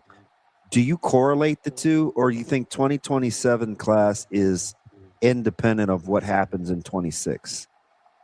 No, I think there has to be a correlation. I think there's guys. I think I'll say this. I think the floor of this class is relatively defined, barring something completely unexpected happening this season. I'm talking about on the field, something that where the floor falls out for this team or whatever, something happens. But relatively, again, barring something like that happen, I think the floor of what this recruiting class can be is relatively set. But I do think the ceiling can be greatly impacted by how they perform on the field. And that requires overperformance, which we know what that schedule looks like. We know how hard it is going to be to overperform. And we also have to keep in mind what overperforming potentially looks like relative to the schedule. To me, I think 8-9 wins is potentially overperforming. 8-9 wins I think is enough to get some guys in this 27 class to turn their heads and look at what Nebraska's doing. I think that's enough given the schedule, given what this team is. I think I would say I know I've seen some national hand wringing about it. I don't think there's going to be too much of a level of concern from a recruit standpoint if they go if they hit 6-7 wins. I think that is relatively where expectations are at. I don't think anyone on the is doing anything to set expectations unreasonably high, and for that reason, and I think the recruits who are committed, the ones that are out there and looking at Nebraska, are looking more so at the schedule, looking more so at what this team is and what this team is building up to, and they recognize what this team is, what this team is going to be in 2026. It'll take a lot coming together for this team to overperform, and so I think for that reason, there's a correlation I think in how this class can ultimately finish. I don't necessarily know how much I would correlate this class's floor with what could happen on the field, because I don't think 6 to 7 wins, even maybe 5 wins, depending on what the margin looks like in some of those losses, even 5 wins, I don't think you're going to see mass, departures from this recruiting class by any means. I think a lot of these guys are locked in and more so into what this program is building, and less of what's going to happen on the field this fall. 5. Wash your mouth out, TV. We'll see. We'll see. We'll see. All right. Let me Ravi's pretending to drink my scoop. Sorry, can I schedule talk with him real quick? I know you don't like this. Just give me a minute. He opened the door. Okay, bye guys. He opened the door. Tim, so I know what the general perception is of Nebraska this year, and what the odds say. The number somewhere between 5.5 and 6.5 wins. I know what the schedule looks like. Would you hear an argument that Nebraska would not have to overperform? And what I mean by overperform is beat somebody that is clearly better than they are, and they could still get to 8 wins. What the heck is overperform? I'm using his term. All right. Could I make that argument to you, Tim, that they could get to 8 wins without beating anyone that's clearly better than them? I think so. Again, but for me, it would take a lot of this coming together, because on paper, it's okay, hey. On paper, it's hey, we've got, Nebraska's got one of the more experienced lines in college football but that unit has to come together, because these guys haven't really played together. So that unit has to come together. They've got a quarterback with some experience. That has to come together. It requires, I think, a lot of things coming together. But yeah, I can absolutely see it, just because I don't have to squint to see a roster that's capable of, taking care of business against Michigan State, taking care of business against Washington, taking care of business against a program like Iowa, which, we'll see. I've got a sneaky eye on Iowa this season. There's a lot coming out of camp right now that I've got an eye on. I was a big fan of Jeremy Hecklinski coming out of high school. Mm-hmm. I think he's a good arm. I think he's a really good fit in that system. Tony Diaz was a sneaky nice transfer ad for them, who I think is going to be electric. They've got some stuff where they're going to be feisty. But generally, I do think I don't have to squint to see with Nebraska, but it does take a lot of this coming together. And it takes, I think, more than anything, the biggest question for me is going to take that front seven coming together. And it's a lot of guys that haven't really played a whole lot of football together. Even if individually there's some guys in there that have played a lot of football, that unit really needs to come together. I think that's my biggest question mark heading into this. So I know it's getting away from, it's a tangent away from, your point, but I'm trying to just explain my thought process of where I stand and why, currently I have it at 6 to 7 wins should be right where expectations are at. And anything more than that is overperforming. But I can absolutely see a world where, hey, they hit 8 wins and people are still maybe somewhat disappointed in the fact that, they could. TV on. Are you driving? What? Tate TV. Where are you, Mike? I'm gonna guess. Yes, I'm gonna guess somewhere in Kansas. Are you in Kansas yet? Damn it! I need this conversation, TV. I need you to stay connected. Tim, are you with me? You got me? Yep. There we are. Yes, I have you. Yeah, me. Are you in? Okay, no, I'm still in Auburn. I haven't even hit Kansas yet. Auburn? Oh, you're going that way? So you just hit back through Nebraska City, Auburn, and then you're going to get on 29? Yeah. No, I'm going to go through, like, cut through Topeka and then get back to Wichita. Okay. Really? Big turnpike guy. Huh. Yeah. Interesting. All right, let me get back to this. So if you're Nebraska, right, you got 4 months of OTAs, and we've been kind of on this thing where you got to embrace the grind. It's a day-to-day deal. And I was giving Ravi some stats, like research to build on, because I think the perception, depending on what camp you're in, can be pretty negative, right? But offensively, there's little things like you set a record in individual completion percentage, like for your team, or a season low in turnovers. Defensively, it's, hey, what about the front seven? We've got to develop. But on average, over the 3 years, I mean, they're just one of 5 teams nationally, Tim, that rank in the top 30 in total defense. Like only one of 5. So if I'm looking to kind of build and not have to, I think you said overperform, like what am I can I major in those things during those OTAs? Do you think that can keep those guys motivated if I just want to talk facts over feelings over part of Coach Rule's tenure? Yeah, I mean, I think so. I think, some of it is how do you keep guys motivated during this is, it's some of this. I think some of what's the national narrative on you guys. You have all of these things. We've done all these things as a program to this point, and still this is what expectations are for 2026. I think that's one thing. But no. Like I told Ravi, I said, a little over 40% of the opponents Nebraska's played and Coach Rule's tenure, they've held to 14 points or less, right? You have to be able to build on that to the positive, right? That's not my sentiment on how I feel about the defensive progress. That's just data. Yeah, I mean, and I think good number.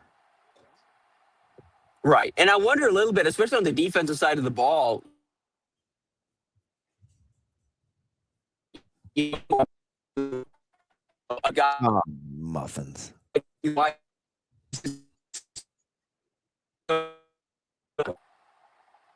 guys got me? Yep, there you go. You said especially on the defensive side of the ball. That's where we lost you. There we go. Especially on the defensive side of the ball, I think when you have a guy like Rob Orich who oversees his whole system, like Tony White, I think the message there, and honestly, can just be like, look, like, yeah, we slipped a little bit. Again, it doesn't have to be. I mean, I know they were still relative top 30, but we slipped a little bit. Let's get back to doing what we do. We played, top 25 defense around here for 2 years, and we had a slight blip. Let's get back to it. And I think there's enough guys in the building that were around for that know what that felt like. Even if they weren't contributing, they were on the bench, but they know what that felt like. That can be motivating for them. That's something where I think you can light a fire under them with that. Tim, stop saying what I say. You can't go if I go. Sorry, what would you like me to do? I don't know. Is that better? God, I hate you. Tim, you ever worked with anybody you can't stand? I know you like Steve, so you probably don't have the same problems I do. No, it's happened before. Yeah. All right. Tim, all right. don't let him fool you. I am like top 3 of his best friends. That's 100% accurate. Oh, muffins. Tim, we appreciate the time as always. Great stuff. And we will enjoy your time in Dallas. I know you have a affinity for the Lone Star State. So hey, and good on you for embracing that part of the state where you don't mind traffic, man. Go get them. Dallas, great, Houston, but still not ideal. I was gonna say he's from Houston, right? Like that's Houston sucks. Dallas is a walk in the park. All right, let's be careful now. Let's just all watch our words. Listen, I'm just talking about traffic. The traffic, yes, the traffic for sure. Brutal. But Houston as a city is great. Listen, my sister is down there. I've been down there. My mom is from Houston, Tim, so I'll rock with you. I got no problems with Houston except for when I'm in the car. Safe travels, TV. Hey, I appreciate you guys. All right, buddy. That's Tim Verghese from inside Nebraska. Good stuff there from Tim. I know you don't like the outperforming talk. I don't even know what that is. You can outperform your expectations. You're only capable of doing what you can do. I think he was talking about expectations. I don't need you to defend him. Why not? We're friends. Defend yourself. You used the term. I used his term. I used his term. I was asking him a question about what he had said. I hear a lot of BCDing. I was using the term he used to ask a follow-up question. A lot of BCDing. I was trying to use common language. That's a big thing for you, right? Yeah, builds an accountability. Common language. Hey, AJ, did you hear common language, or was Ravi just regurgitating? I think Ravi's his own independent thinker. Oh, God. You're back to sucking balls, I see. Big boba tea guy. Yeah. So, not going to tell my mom about that part of my job. I don't mean like cahoot. Never mind. What do you mean, DB? Like the things that come in your drink that sit at the bottom. Yeah, the boba. Yeah. The boba tea. Not what you got issues. Big boba tea guy. It's all the rage. That's what I think of when I see DB. I go, that guy loves some boba tea. Have you ever been to a boba tea place? Yeah. Have you? Yeah. We used to do a show that specialized in boba. A show? Oh, like a sponsor? Yeah. And I would talk about boba. Boba D's nuts. Jeez. I thought let's take a break. I thought it was Bofa. I feel like you're kind of going rogue.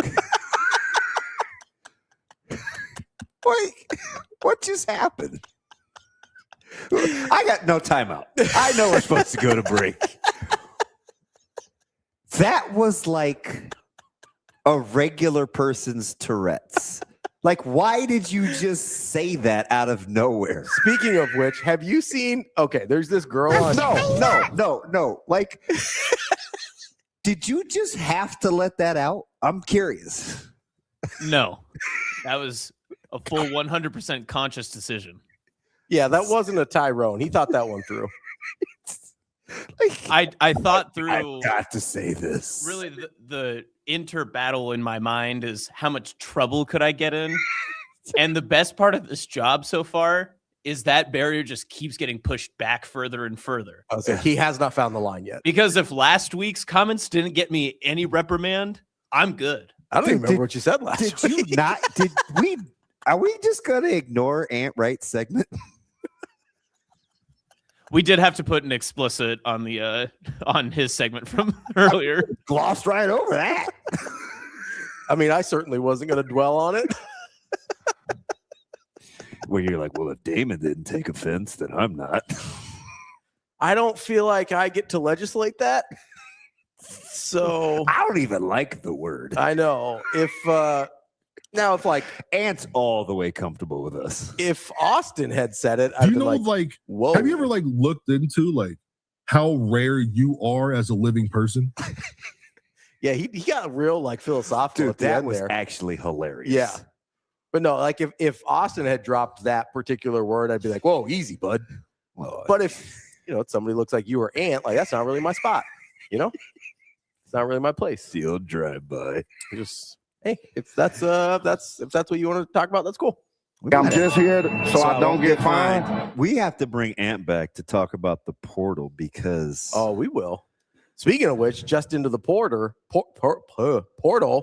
Fulgaris from Iowa. I'm a little surprised, but he's gonna get. So that's the thing is probably not best for his overall basketball development, but it is the best for his wallet. He is going to get paid. Yeah, he sure is.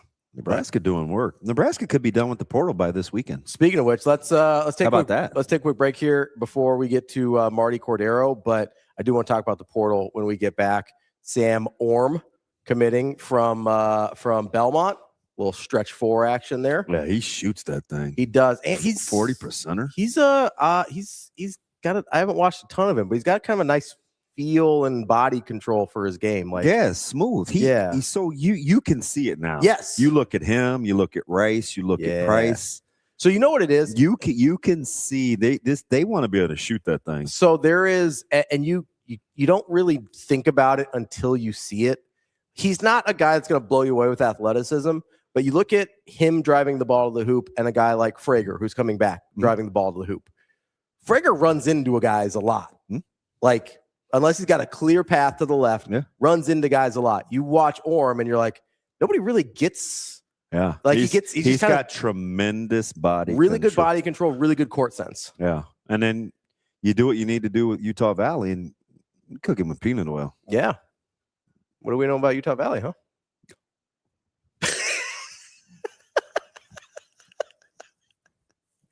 Do you know, like, have you ever like looked into like? If your dad has one more beer last night, never mind. Oh, that's not what he said. That was you, wasn't it? No, he said if dad had a little alone time last night, then you don't exist. But you said beer. Yeah. Like if you like have one more drink, then it alters the body, whatever. Anyway, let's take a quick break. We're going to talk to Martie Cordaro here in a minute. That's DB. I'm Ravi. Lulla. Nobody, I mean, Shane is basically like, what? That's a lifestyle. Drinking beers? Right hand. Do you know, like, have you ever like looked into like how rare you are as a living person? He probably, like, just imagine. He probably owns it. LeBron. Just imagine you as a person, you living and being here. Do you know how rare you are as an individual? Man, look at him just embracing life. You know, Shane has an affinity for Ant. I think. Do you know, like, have you? Okay. Yeah. Can we like, hey, drop tourettes? Can you chill over there? Jesus. You can't just. Do you know Ant? In vain? Yes. Do you know, like? God Almighty, Shane. Are we ever going to get the Marty? Are we ever going to stop playing the same drop 18 times in a row? Austin's like, I can't believe I started this with my Tourette's. I don't think we could put this on him. Yes, you, Austin. All right, I know you already played the music, Sage, so let's take a break here. We'll get to our guy, Martie Cordaro from the Omaha Storm Chasers. You said he's traveling too, Shane? I think so. Way to figure it out. Good talk. Well, let me just tell you, it comes up as I'm driving with focus turned on, is his reply. He could just be in the car. You know that. Like people drive to normal work too, right? Well, that would still be traveling to work, wouldn't it? Sipple pulls over. It's okay. You want to send us to break, please? Yeah. Take a quick break. Be right back. Thank you.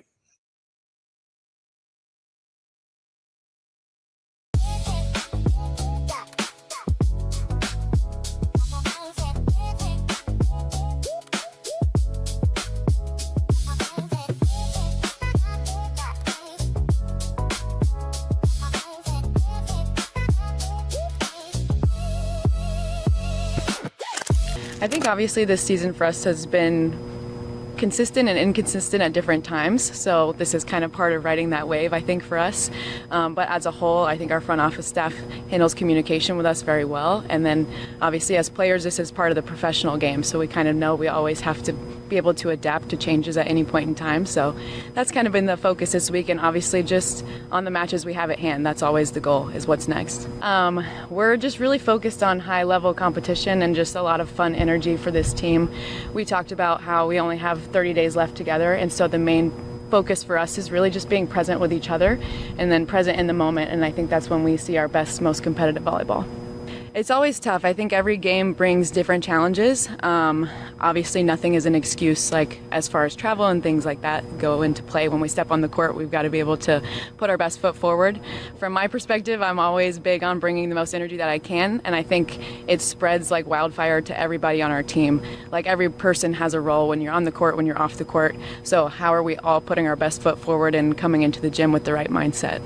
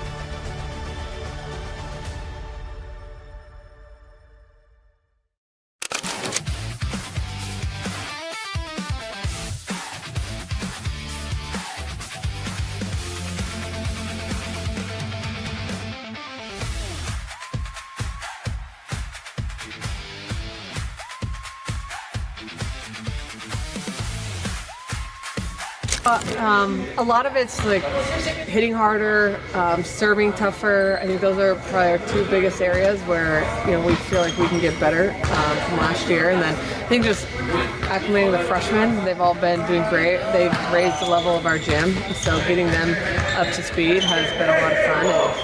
And it's a short spring for us when we only have 4.5 weeks of indoor, so we got to hit the ground running. I mean, this is spring, so it's sort of like a glorified practice, and we get to,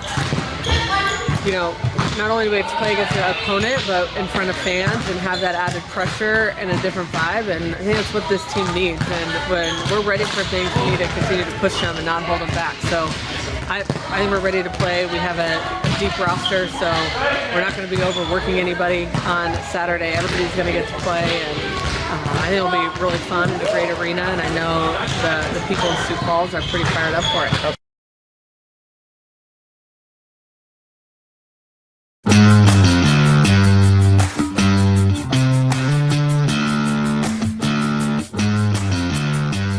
You're listening to Hurrdat Sports Live. Welcome back, Hurrdat Sports Live. That's DBM Ravi Lulla here at Hurrdat Sports HQ. We are joined now by MARTIE CORDARO from the Omaha Storm Chasers. MARTIE, how are we doing today? Good morning. What's happening, my friends? MC, I'm glad we got to you. Your little partner in crime was being a knucklehead. So just to get you on and, alive and kicking was a little bit of a chore, man. How are things? I'm great. Looks like I should be in that cool studio with you guys. Yeah. Hey, anytime. I'm down to. I just kicked Ravi out of the club, so I'm down to 4 friends. We're good. You come hang out. I didn't know you had that many. So wow. It's you antisocial a lot of days, but no. Yeah. I do have a question though, MC. Yeah. Because I love your family dynamics and your kids, and if you're me as a fully, I don't know about functioning, but I am an adult. My mom does not like my facial hair. Okay. I am going to the barber of my regular Friday appointment today. Should I acquiesce? I spend a lot of time with her these days. Do you think I should shave my beard or stick to my guns? What do you think? Would you do what your mother asked? Well, I'm gonna back up to last Thursday night. And as I got there fashionably late, I wasn't able to say hello to you. So great job emceeing the Jet Awards, and because of the time of year, it's a brutal time for me to be able to go to that event. But Michael and I had breakfast a month or so ago, and I said, I'm gonna do it. I'm glad I did, man. The work and all the kids and the stories and all the scholarships. So if your listeners out there aren't aware of the Jet Awards and what that's about, please learn and support that. But great job emceeing it. But thank you. I was looking at the video screen and I'm like, shave that thing. Do I like it, or is Damon falling off a little bit? So I'll just homeless. I'll just say, I don't know. Maybe mom knows best. Yeah, maybe mom knows anti-facial hair, and I'm taking her to her appointment. She speaks her mind, and she's like, how I feel about facial hair, and I was just like, geez, man. Oh my goodness. I just figured I'd get another guy that is all in on family to see if you would cave or not. I don't know. Look, well, but you don't like it either. It's the time of year, though. If you're going to shave, it's the time of year to do it. We're coming out. It's baseball season now. The weather is trying to change. Some days it doesn't know what time of year it is. But so if you're going to shave, you do it in April as we roll into warmer weather. All right. I want to know how much say-so you had in these new menu items, or do you just let it rip and see what they come up with? Well, here 2 years ago, I challenged Tammy Sabata and then Joey Alonzo. Joey's our executive chef, and he's kind of funny. He's so hilarious. I mean, he truly is. And so I challenged them a couple years ago. I said, hey, I sent them a link. I said, hey, this is minor league food. These are some of the things that we've done over. These are similar type things that we've done over the years, and we've fallen off. We've gotten off the path of what food in a minor league facility how it can be fun. On a similar path, we fell off a little bit on the promotion side, and I think some of that was COVID, some of that was personnel change. So 2 years ago, I challenged them, and boy, have they really stepped up to the plate. And not just on theme nights like Star Wars night and Harry Potter night, so on and so forth. Those are, I wouldn't call them easy nights to come up with creative food, but you do a one-off, or in our case now, what we do, if we have a featured item for a promotional night, we do it for the whole week. So the fans are able to buy for 6 games. But man, they hit it out of the park. The 2-foot team wiener, and the crab rangoons, and the new burger from Braveheart, another Nebraska beef company. They really have hit it out of the ballpark. And and it was funny. I do reserve a lot of comments from social media a lot of times, but someone was complaining about the $75 cost of the 2-foot team wiener. It's built to feed 5 to 6, 5 to 7 people. So when you divide that out, it's the same cost that you would spend in any other venue anywhere else, but it really is good.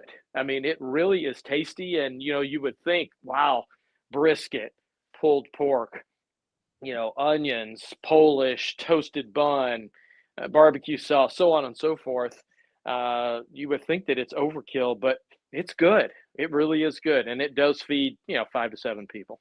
I'm going to have to be in one of those fancy seats. I can't eat that outside. So you can't. I'm going to need to be in your protective custody, or in one of those nice Let's go.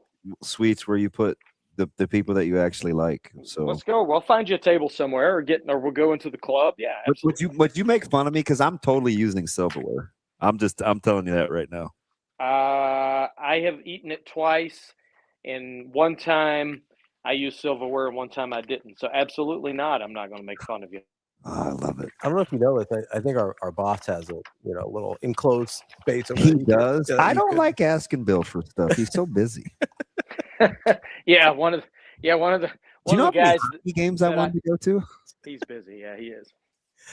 He moves fast. He's like the nicest, least social person that I've ever been around. He says like That's 7 words, and it's like he's still a super dude. Yes, that's a good summation. I've known Bill since 2008. Probably 2008, and he's one of the kinder guys in town, and obviously he's had a super amount of success in different industries. But he is definitely underspoken. I think anytime you're that bright, you don't really have time to communicate with us normies. Yeah. Yeah. He leaves conversations and he's like, "Oh, damn, I feel a lot dumber. I could have done without that 5 seconds." All right, MC, like what are we thinking, man? You're competitive. It's tough with guys, the revolving door. I think you like your young guys. Do you have expectation levels? Yeah, and I'm going to answer this kind of backwards. My competitiveness really comes out for the Royals. Uh-oh.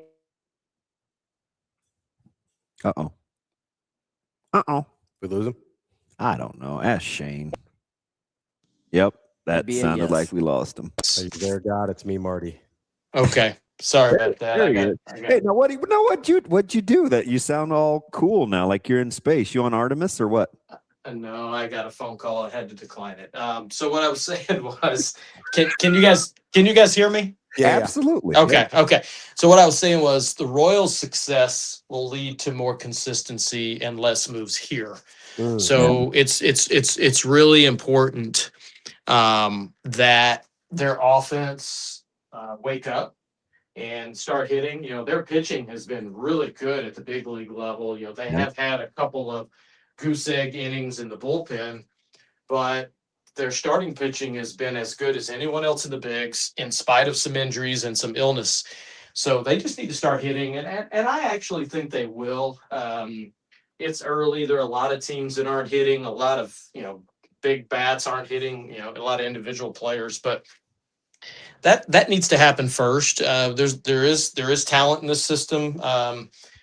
it is more in the lower to medium levels. The Royals really reinforced from an experience perspective. Ravi and DB, we have more major league experience on the opening day Storm Chasers roster this year than the last 3 opening day Storm Chasers rosters combined, which means they went out and they signed Diaz, 9-year big league catcher, Newman, shortstop, 7 years, Brandon Drury, a third base, 6 or 7 years of big league experience. Yeah. And that's because they expect to be in the playoff hunt. They expect to be in the playoffs. So they went out and signed veteran backups. So reinforcements. So if there are injuries or performance issues in Kansas City, they're calling up guys who have been there, done that, not guys who are going to be making their big league debuts. And I think that's going to help some of the other players at the lower levels spend more time in Northwest, spend more time in Quad Cities or Columbia to develop and not be rushed through the system, which should help all levels. All right, Marty, you've got 6 home games coming up next week against Indianapolis. Fresh off of coming back from stinky Iowa. I think I'm gonna be there on Thursday. That's the day I think I'm planning to be there. But I'm eyeballing Saturday. We got to play the catch on the field. That's always like throwing a ball around. Listen, he's got a noodle arm, Marty. He's not like he doesn't know. He's not like DB in the old celebrity, non-celebrity all-star softball game. He's a limp noodle over here, MC. So don't tell that to the crew when we're playing pickup football. All right. Oh, he's out here throwing 71-mile-an-hour heaters, Marty. You going to let him play catch on the field? Listen, at 40, that's not bad. I was about to say, I would die to be able to throw 71 with my old second baseman rag arm from I want to live to be 71. So yeah, aspiration. Yeah, but play catch will be on the field. It makes its 2026 debut on Saturday the 18th. So you just bring a glove and bring a ball, and you get go out on the outfield grass at Werner Park, and that'll be a good time. But yeah, it's great to welcome Indianapolis. Next week, they've kind of become one of our new rivals, if you will, here in our 6th year in the International League, which is crazy how time has just flown. But, Pittsburgh has some good young talent. We were hoping that Connor Griffin would still be down. Yeah. Obviously, he's a lot more rich now than he was 7 to 10 days ago. And, he's already up in the big leagues. But, yeah, it'd be great to have them in town. And next Wednesday is our annual All About Kids Day, and we'll have I think it's around 4,500 kids that are primarily from OPS and Council Bluffs schools, and that's the day where our partners join with us and help support that day. We provide tickets, and then the OPS Foundation provides busing, and then we work with our food service provider Oakview Group, and they allow all the kids to bring in their sack lunches or lunch from school. And that's a day they get to come out and enjoy baseball. And, it's a difficult day for our staff because we generally don't have crowds of 7,000-8,000, overall on day games. Mm-hmm. But we also realize that we are their Wrigley Field for a day. And it's awesome seeing the kids light up. And this year we happen to be playing on Jackie Robinson Day. So this year's theme is history and is Jackie Robinson, and hoping to educate the kids a little bit through video segments and different facts throughout the game on Jackie was. And I'm going to segue real quick. Have you guys seen the Clemente documentary? Came out late 24. Yep. Yeah, I watched it on the plane last Saturday, and there are some. I guess I've always been a Clemente fan, and obviously, Jackie Robinson fan, but I never really connected how parallel the two are. Mm-hmm. One obviously, for leading the way for Black players, and the other leading the way for Latino players. But I guess it really kind of crystallized for me just what each of them, not just Jackie Robinson, meant to the game. And it was only 7 years after Robinson. I mean, it happened in 1955. So anyway, segueing away. If you haven't seen Clemente out there, please, I urge you to watch it. It was a great watch. Let me get you out on this, MC. As the whole age thing, and has got me flustered. I'm playing in a 50 and over baseball league. We apparently have one of the better pitchers in the league, MC, and he's 62 years old. Like, wow. Yeah, and apparently he's lights out. But let me ask you about Patrick and kind of that making that transition as a manager with your new coaching staff. What is it about? What do you think we're going to see kind of stylistically, or at least from his temperament, that's going to give you a good chance, especially with his experience? Look, he's a baseball guy, number one, and he's a player's manager, number two. And, you know, and because we have a new manager doesn't mean we have a new staff. You know, we have one new coach. Trip Keister is back, though. Trip was gone for a year. Yeah. So it's the entire same staff that we had last year, Yeah. minus Jersh. And we just brought Trip Keister back. Yeah, because Dane and Coach Lundquist are back, right? That's right. That's right. And then our third base coach, Everson, has moved on to another organization.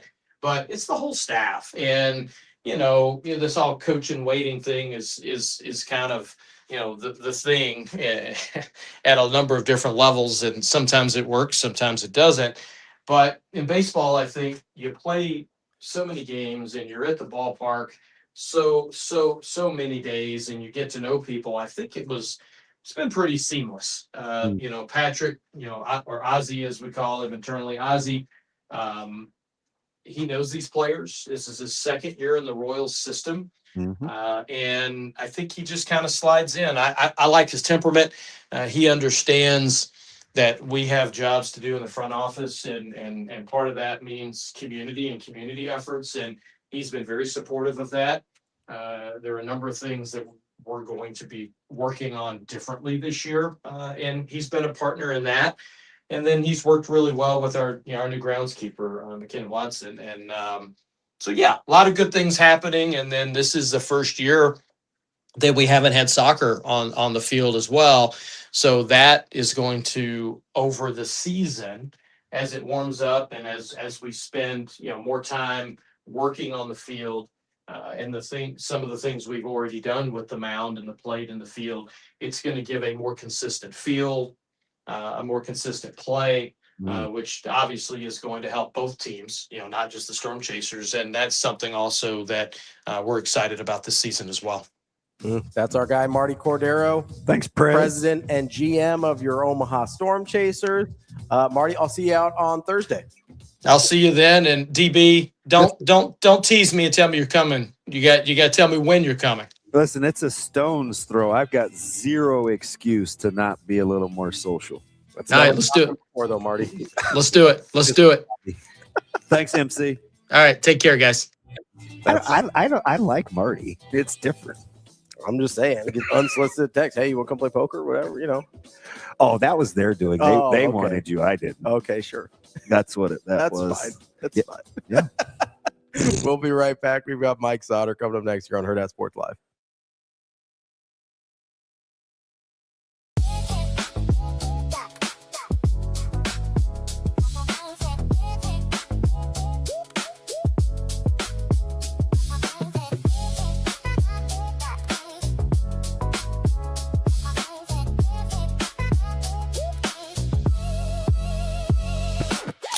For sure, it does, absolutely. And I coached for VERGHESE a little bit last year, so I was in the club mindset. But at least we got a TerraFlex. That's certainly helpful.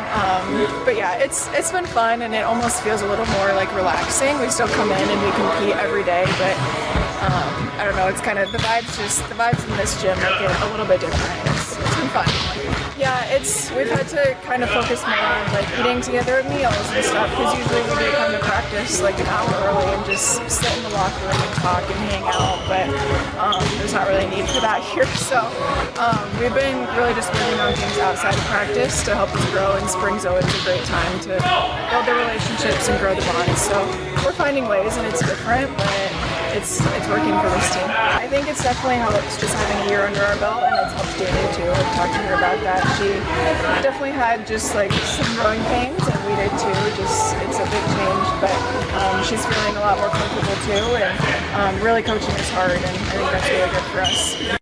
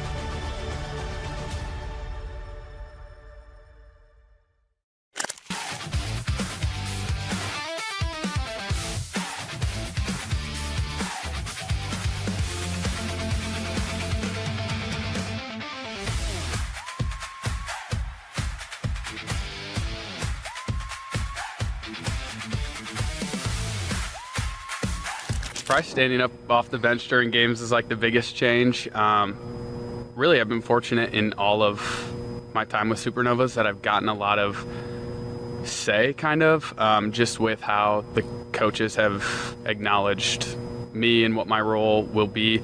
So I've been the tech role, but while I was that, I was giving kind of player feedback as an assistant. And then in that, Bird and I back and forth would do a lot of just, we felt kind of like equals in a way. And then the transition with Luca too, it was one, just finding my footing, and then two, then it was, okay, I respect him, he respects me. And so just kind of showing that early on, getting the trust and kind of the buy-in with the new group of players. And then I feel like it's not going to change too much. That's kind of what I've been harping on right away when we had a team meeting was, hey, I want this to be as seamless as possible. Blake, our other assistant, we're just two guys that are stepping in to help our franchise when needed.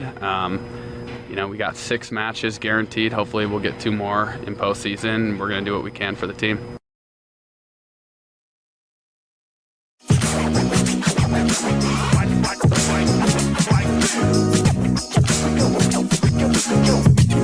You're listening to Hurrdat Sports Live. Oh, yeah, no doubt, no doubt. Mike Sautter. Yeah. Mike Sautter. Oh, man, you're going to put me on the spot. Mike Sautter. Welcome back, Hurrdat Sports Live, presented by Next Gen Male Medical. That's DB. I'm Ravi Lulla here at Hurrdat Sports HQ. We're joined now by Mike Sautter from Hurrdat Sports and NebPreps. Mike, what's going on, man? How we doing? Oh, man, what's going on? A lot going on. There's a lot going on right now. All I can think of in my head is the card game last night. Coach Freund. Jerome, you're the best. What's going on? Why the long sigh?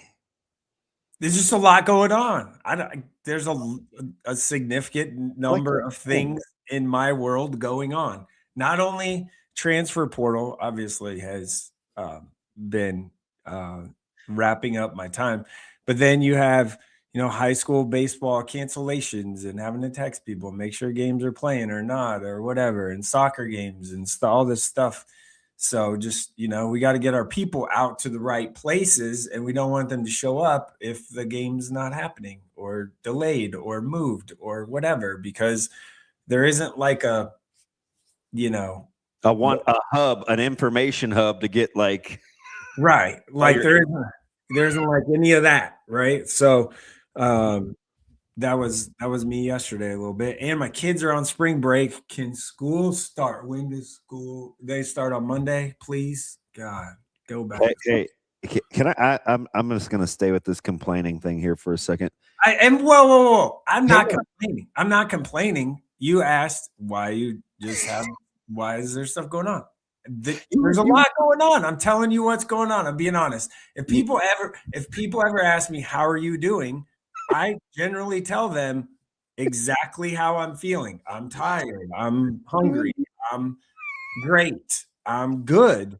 I feel like you were so much more chill at the baseball game. I have a question though, because one thing I noticed, and it's different because he's 16 and I'm sure he doesn't eat like your girls, but do you notice on spring break food goes significantly faster, or is it about the same? Been to the grocery store twice this week. So it goes faster. And they're not like huge eaters, right? You just don't you do like I'm on like my second pound of bacon this week. Yeah, and I will tell you, we did the like kids eat free breakfast thing. We've done. You still know where all those are, don't you? We've done some stuff like that this week. So is there a site for that, or how do you always know that stuff? You just kind of run into it, I guess. I don't know. Yeah, there isn't like a thing.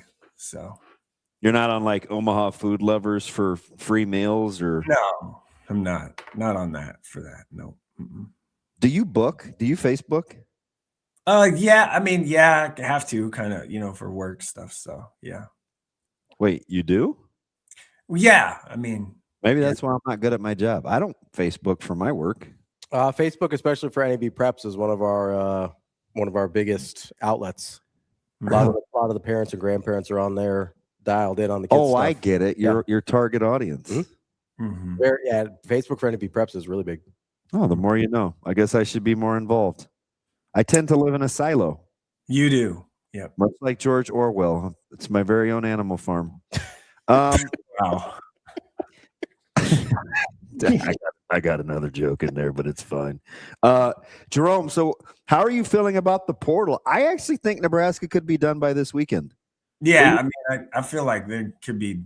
Well, you could have like one more spot or two after the next couple of days. So that's part of the job is you're just kind of on not pins and needles, but you're like, my wife even asked me today, like, hey, will you be able to go to Layton's game at 5:00? And I said, I know that I have radio at 9 and I want to hit some high school baseball, but I'm not even sure I can do that because at any moment, anytime, something could happen and I don't know what happened. Like you can't lock that in. So you have to be kind of ready, if you will. Do you want to go to Benson, their invite, and watch track? Woohoo. Nope. It's fine. I think DB is really excited about it. I just hope the weather changes. I don't think it's going to. I don't like it today. We'll get that thing canceled. That thing what? We got some track people. We got Christian is our main like track guy. So rely on him to do that. And I'm more in the show up to track when I can and do, baseball, soccer primarily are my spring things. Let me get back to the portal. Okay, yeah, go ahead. Obviously, with what Nebraska's done, they get an elite level shooter. I was telling Ravi, I think you can clearly see with guys coming in this weekend on their visits, and you could tell there's still going to be a lot of space. They want to be able to shoot it well. Safe to say they're settling into a style of how they want to play. Yeah, there's only one basketball, and they're going to really be able to shoot it if they can lock in everybody else. Sam Orm, it's Orm for those that don't know. The E is not pronounced. You're talking about a 40% three-point shooter, and he's 6'9". And then the other guys that they have coming in, that every single person on the roster is going to be able to shoot a three. Pretty much. Like you feel confident if they take it, it looks like. So if they can lock in these guys, which I feel like pretty confident that, can I say their names or is that? It's up to Nebraska. Fire away, man. No, okay. So Trevin Leonard is a guy. Okay. Trevor Leonard's a guy from Utah Valley. He can really shoot the three, longer, a little more athletic, really shoot the three. So him and Orm are guys. And then the post that they've targeted is Drew Fielder from Boise State. And he started his career at Georgetown. And that, that's a guy, even if they end up getting like a Trayson Anderson is in the mix. He's got a lot going on, to be honest, with other schools and whatnot. But Trayson Anderson's a Lincoln Pius 10th grad went to North Dakota State. He can step out and shoot a three, and he's 6'10", 6'11". So really, you'd think improved that from that 4 position as far as 3-point shooting is concerned. Just if they were able to get those kind of guys, you're in there. Still, the point guard spot is still a thing. And okay, I asked Fred the other day, was it Monday's end of season thing, and we're obviously talking a lot of portal, and I started the question wrong.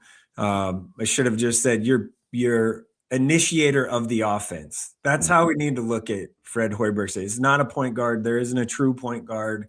There's nothing, like that. I mean, he even said that, Sam Hoiberg and Jamarcus were never really true point guards, if you will. And that's right. Like in their system, that's not what they are. So, or how they do it. But sounds like Elijah Perriman from Utah State is the guy that they've kind of targeted to maybe be one of those people to do that. And he's, got some athleticism and quickness. So I really think they prioritize shooting, which is amazing because I think, Price Sanford is basically for sure coming back now with the sports hernia thing. It's, I mean, he's not going to go to the NBA. He's signed and back, and then Freger shooting ability. And so you look at it, this roster that they're building, everybody is going to be able to shoot.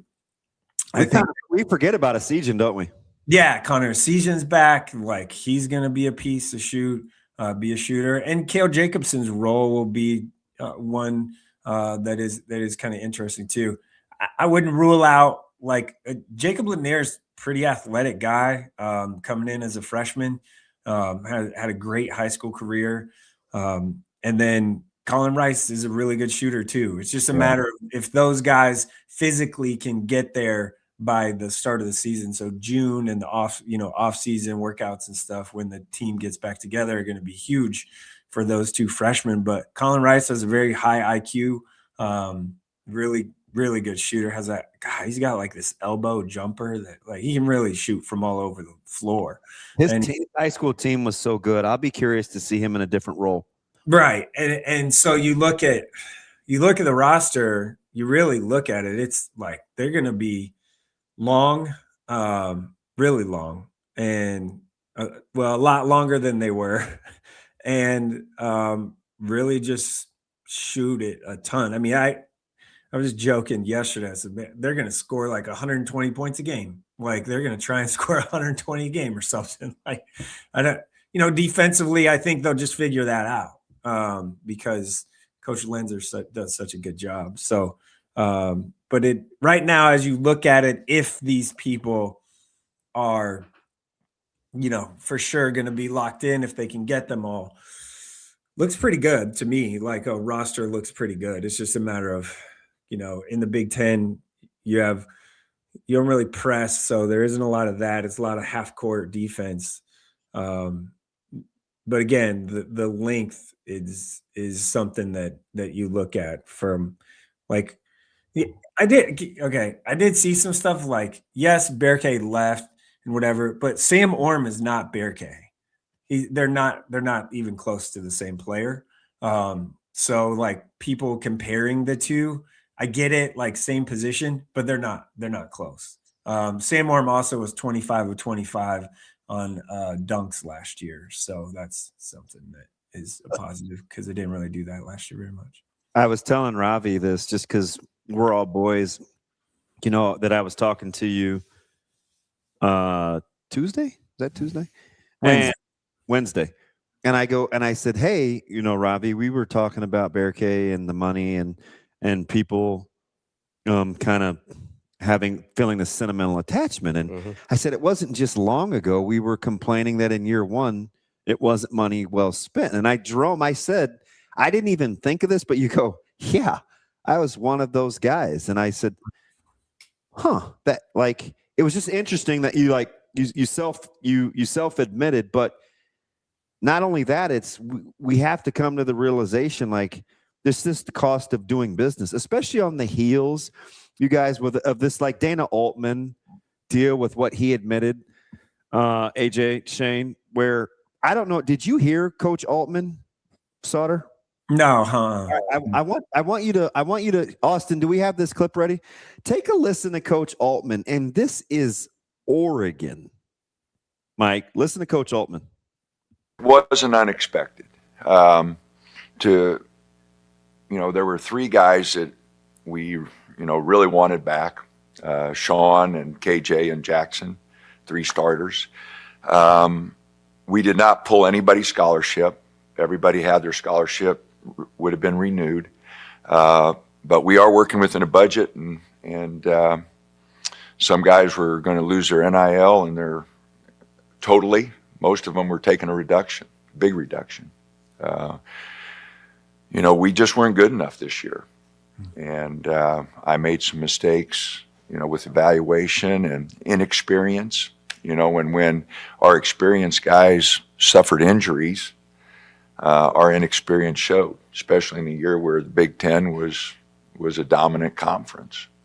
So none of our portal entries have been a surprise. Again, I didn't take anybody's scholarship. Everybody had their scholarship, would have been renewed, but their NIL and their cap money and all that was either totally taken or really reduced.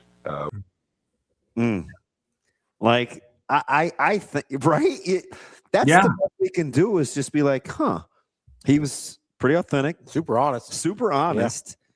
Surprised that it's Oregon, but what he may be saying is, listen, we're not just giving money willy-nilly, and we kind of have to earn it. And the open market is the open market. That's kind of how I looked at Berkay. It's like, all right, I get the sentimental attachment, but knock yourself out if you think there's a better price tag out there. Yeah, I mean, like, Nebraska had a number for him. That was the number. And I guess probably his agent thinks that he can get more. I'm guessing that he wouldn't have entered the portal if there wasn't somewhere already lined up, or a couple places that said, we'll give you this. And Nebraska just put a number on it. And that's how the business aspect of this should work nowadays. If you just can't get your numbers, kind of like buying a car, right? Like this is the number that I want to be at. If you can't get it, then I'm not buying the car. I'm walking away. And that's what it is. He also, I mean, Berkay, for as good as he was on the defensive end, he was probably Nebraska's best, post defender for sure, and probably graded out as their best defender analytically outside of Sam. But at the end of the day, you average 6-4 or 6-5, and like, you're not worth, you're worth a certain number at that point, and you're probably not worth what he was wanting or what his agent was wanting.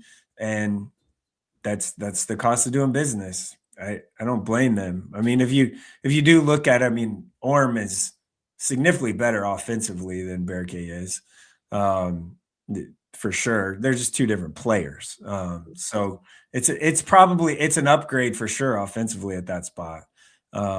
If you slot him into that starting four. But from the coaches I talked to that coached against him the last couple of years, they love him. They think he's a for sure legit starter at the 4, can be a 5, kind of 5 rotational guy, and can play both positions.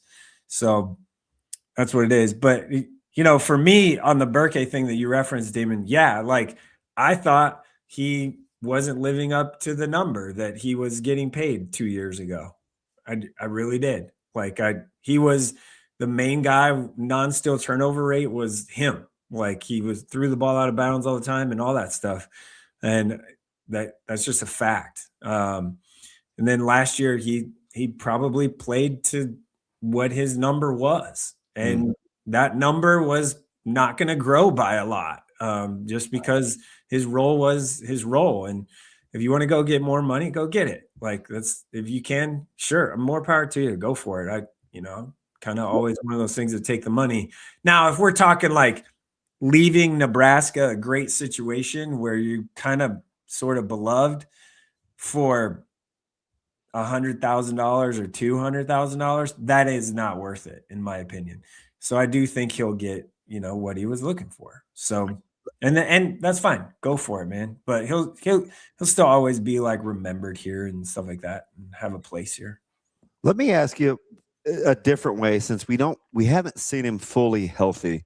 What do you think the floor is for Leo Curtis? Well, the floor is probably what he was this year, just your like spot like guy. The ceiling is very high. I've thought that since I first saw him. I think he has a chance to be a starting center in the Big Ten. I really do. He obviously still needs to get physically better and stronger and bigger and all those things, which he did over the year. He really, you could just see him walking around in warmups and stuff, and he's gotten a lot bigger and stronger. So he's but the floor, I think, is probably just what he was this past year, spot minute guy. His ceiling, I think he could be the starter. I think, to be honest, I think if you have him and Drew Fielder, I think you're probably okay at the 5 spot. Do you think they want to or need to get better off the bounce? Yeah, based on what they have targeted in the portal so far here, I'm not sure they want to, because all these guys can really, really shoot it. So Freger, still is just a straight line driver. So like he's a straight line driver and a catch and shoot 3 guy. And so there isn't a lot of like wiggle there. They probably do need someone that can create, and just if you need to get a bucket, who can create and get to the basket, get fouled, get to the free throw line, those sort of things. But that really wasn't the offense this year, how they did things. But it's always nice to have a couple of those people that can just go get you one when you need it, when you're not shooting well on any given night. But if this is the roster they're going to put together, I feel pretty good about them being able to shoot the 3. I just think in a day and age, you guys, where I think people are coming down on their NIL just because it's not sustainable. Mm-hmm. Nebraska may have a little bit of an advantage because they have a clear way that they want to play. And there's lots of guys that can play like that. I mean, basketball, it's smaller numbers on a team, but more available guys. Like, I just think knowing how you want to shop just gives you, they can go to Hy-Vee, they can go to Aldi, they can go to Family Fare, they can go, like, you can shop at a lot of different places to arrive at how they want to play. To your point about picking a style and retention for development, Nebraska could be the poster child for that. Yeah, and they've retained enough pieces. Price Sanford's coming back. Their retention was pretty good, man. All things considered what was available. Yeah, pretty impressive. Yeah, you have Price Sanford's coming back. Like I'm not sure that's breaking news or anything. Like we all kind of just know that, especially after the sports hernia thing, and he'll probably put his name into the NBA draft, which he should, because you get the evaluation back and know what what you need to work on and what people need to think you need to get better at. That's fine. But he has his surgery. He won't be able to do NBA workouts and stuff. And it hasn't been announced, but that's like a given. He's pretty much coming back. But to your shopping thing, it's kind of like, I'm going to shop at where I can get the best value for my dollar. Yeah, big super saver guy. Yeah, like it doesn't matter where it is. Like, to be, this is probably a bad analogy making about myself, but like I shop for certain things at different places. Yeah. Because I want the best value for my dollar. Yep. And that's kind of Nebraska. That's how they look at it right now. I'll see you at Kroger later on. Mike, so we've been talking a lot about specifically budget and things like that in terms of the roster construction. I'm curious how much of the, and maybe this is too linear, but of the Berke for Orm trade, which is essentially what it is, how much of that do you think is a stylistic preference as opposed to not just a dollar amount value? Well, they did want Berke back, like that's for sure. But they were clearly on Orm pretty quick. Like that was already in the works, I think. But I guess my question is, if they had a guy like Orm in the works, which clearly they did with the timing of it, right, and he plays a very different style of four than Berke does, do you think part of the calculation with Berke was, hey, we don't want to overpay for a guy that doesn't even necessarily. No, I think probably. Do you mean? I'm sorry. No, go ahead. Maybe the ceiling versus the floor in terms of a dollar value. Like, this is what we're capable of if we play this style. Yeah, kind of, but also like, hey, we're only going to pay this much for a guy that has this skill set. Right. Kind of, yeah, it's the same. Yeah, I think that's in the neighborhood of what I think they're, because you kind of know what you're getting the other way with that dollar figure. Yeah, where you're like, hey, like if I've got a guy that is going to go 6 and 5 or 6 and 6 and shoot 20% from 3, I can't pay him more than X. Yeah. Mm-hmm. Yeah, that's exactly right. I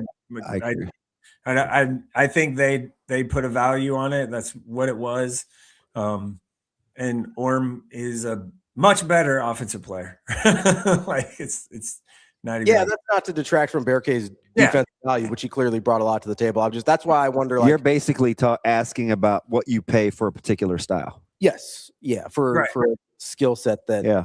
Which one it seems like they value the skill set that Orm brought to the table offensively more than the one that Berke brought to the table defensively. Because if you're not going to pay for Orm, theoretically you could pay Berke what he asked. Right. And I think they clearly 100% went down that road. Yeah. I agree with you.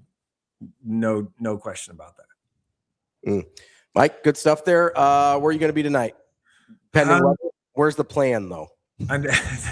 Well, the plan is I'm actually talking to Sam Orm here in a little bit. So going to do that. And then I'm going to try and go to one of 3 baseball sites, Westside and Millard North or whatever. It depends on what time I can get there. Maybe that 1:00-ish game. And then if they're on, that's a pretty good.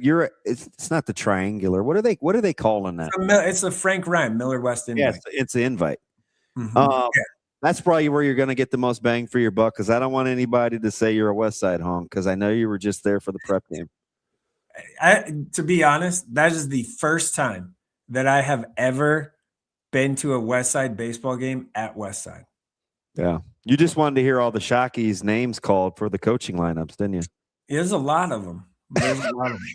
Hey, to be honest, though, he's doing a really good job there. I think he's been really good for the building. As long as they keep sharing athletes, as Burke Brown was the star of the day as a football player the other day, but he is a baseball guy too. As long as that's a thing, like his person, he's good at his job and in the building. Like, I'm biased though. I'm all in on the Shockeys, so I'm probably not the most objective person. I mean, I went to high school with him, so yeah, and their dad beat me to kind of ruin our streak too. So imagine that you lost to somebody. Wait, what?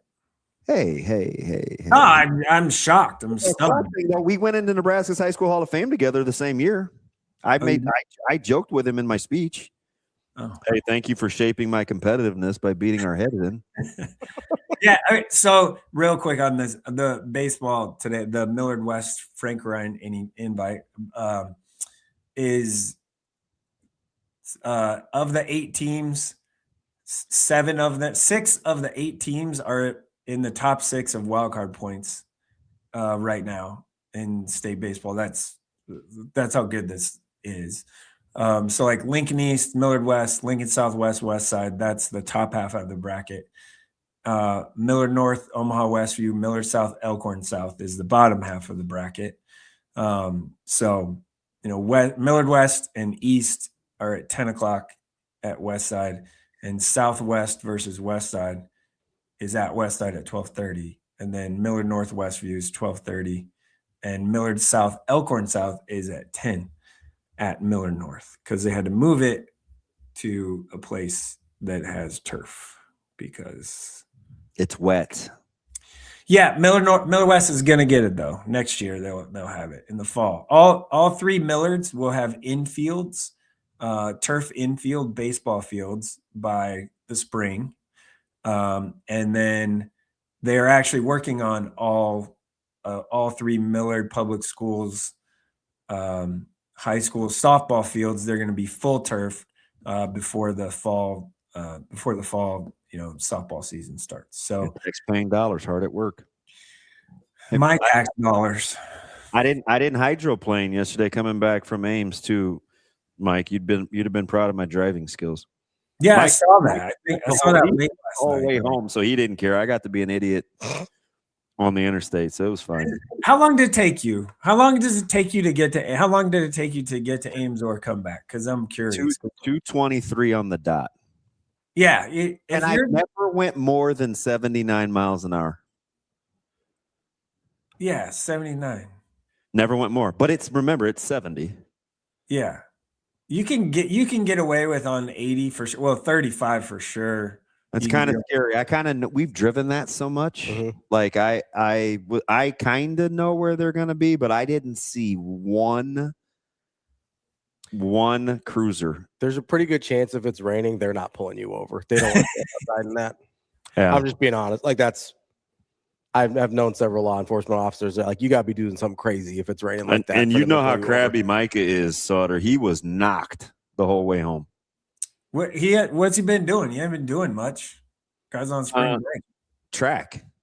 Oh, he's doing track. Nice. Yeah, Lloyd's got him. Yeah, he's triple jumping too, so that's why he looks a lot smoother. Good track. Hey, football specials, especially the skill guys. Football players should be going out for track. Yeah, I'm not as mad that he's not playing basketball anymore. I was pretty pissed for a couple years. I think I'm over it. I think you'll probably get up. You're probably gonna be all right. Well, I mean, this year and last year, I wasn't happy. He should have been playing. I know. You're gonna be all right. You're gonna be all right. He's fine now. Well, yeah, he's got to do exactly what the opposite of Caleb. So you got that right. Dude, is that the Doc Sadler? You gonna be all right? We're gonna be all right. Yeah, there it is. Yeah, they fought last night. That's no big deal. Micah told Caleb that Iowa State didn't need all the bells and whistles with their facility to still play good football. Selfish. Yeah, oh yeah, that's how he talks. We're gonna be all right. Yeah, and it's like, wow, Breeze. Hey, speaking of that, I do believe one AJ Marion Jackson's like number 2 right now on the depth chart. Manhattan, Penn State. Marion Jackson. Oh, you say AJ. Yeah. You know who I was thinking? Caprice Keith. I had it on the brain. Caprice is a hard worker. Like he's got a shot to. And I think he's playing offense there. I think he started a receiver. Yeah. Yeah, I saw his dad at the Jet Awards. Interesting.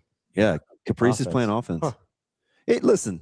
No, Amarion's good. I mean, Amarion's real good. Dude, I was in love with that dude from he's way good. Yeah. He's gonna go down as one of the better. In the 20 years I've been doing this, AJ's in the list of real dudes I've had to coach against. Well, the punt return ability is a thing there too, right? Listen, I'm just telling you about his toughness. Like his competitive stamina is at a high level. Do you think his dad would let him do anything but? No, that's true. they don't play. Yeah. It'll be interesting to see how all these guys shake out in the next couple of years. So. I do want to know the story what happened with Coach Haycock, because I think he went there ready to go, and then or maybe he didn't, and it was just to see the class through. I don't know. I don't know enough.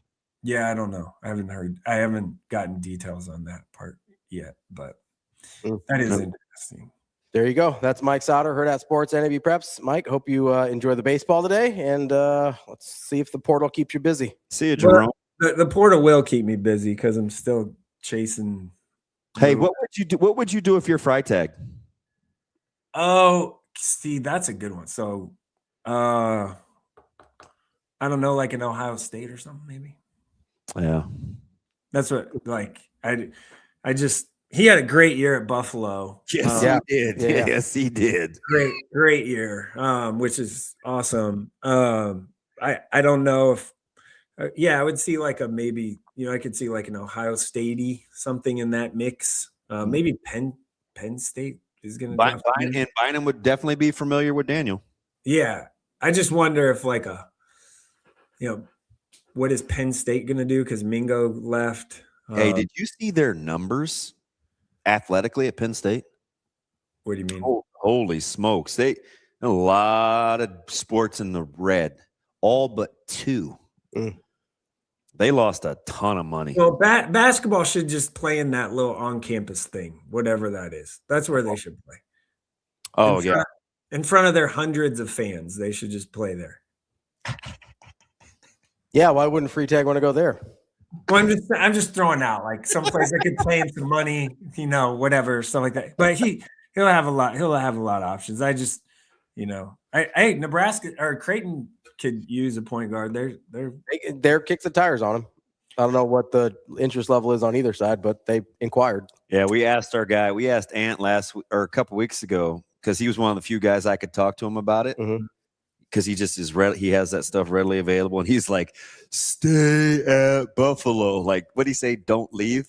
But yeah, he's clearly going to be on the move. There could be some familiar names at Creighton as far as that point guard spot. I'll just say that. Yeah, I kind of maybe agree. You dirty dog, teasing us here. Get out of here, Jerome. No, a guy that maybe tried to play there could be one option. A couple years ago. God, I hope not. And then, nice. I hate that dude. If it's who I think you're talking about, I hate that dude. Different.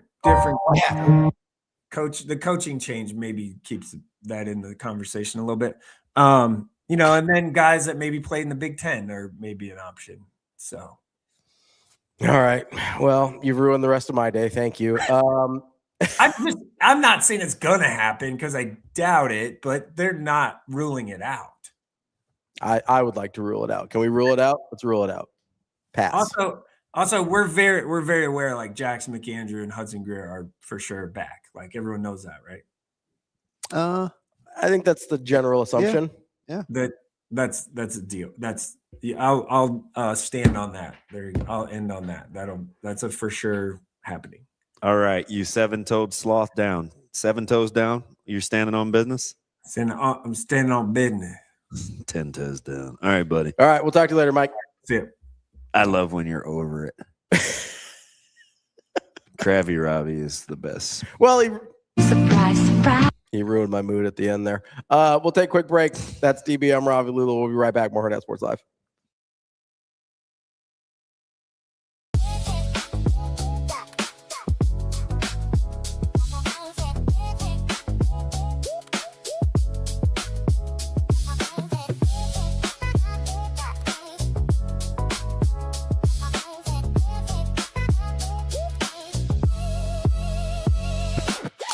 For sure, it does, absolutely. And I coached for VERGHESE a little bit last year, so like I was in the club mindset. But at least we got a tier flex. That's certainly helpful. But yeah, it's been fun, and it almost feels a little more like relaxing. We still come in and we compete every day, but I don't know. It's kind of the vibes in this gym make it a little bit different. It's been been fun.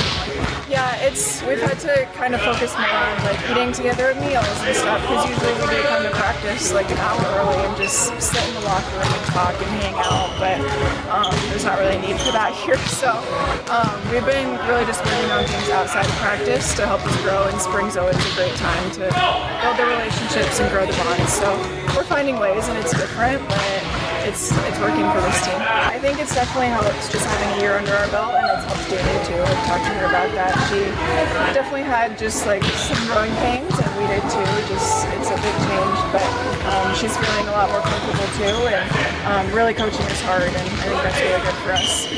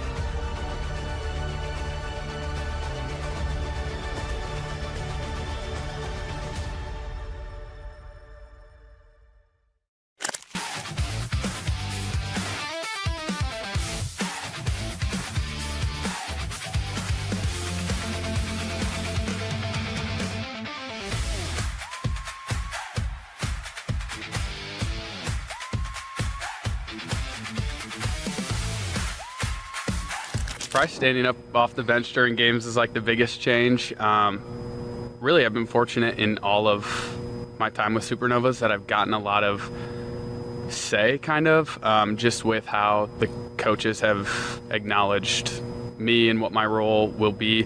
So I've been the tech role, but while I was that, I was giving kind of player feedback as an assistant. And then in that, Bird and I back and forth would do a lot of just, we felt kind of like equals in a way. And then the transition with Luca too, it was one, just finding my footing, and then two, then it was, okay, I respect him, he respects me. And so just kind of showing that early on, getting the trust and kind of the buy-in with the new group of players. And then I feel like it's not going to change too much. That's kind of what I've been harping on right away when we had a team meeting was, hey, I want this to be as seamless as possible. Blake, our other assistant, we're just two guys that are stepping in to help our franchise when needed. We got 6 matches guaranteed. Hopefully we'll get 2 more in postseason. We're going to do what we can for the team.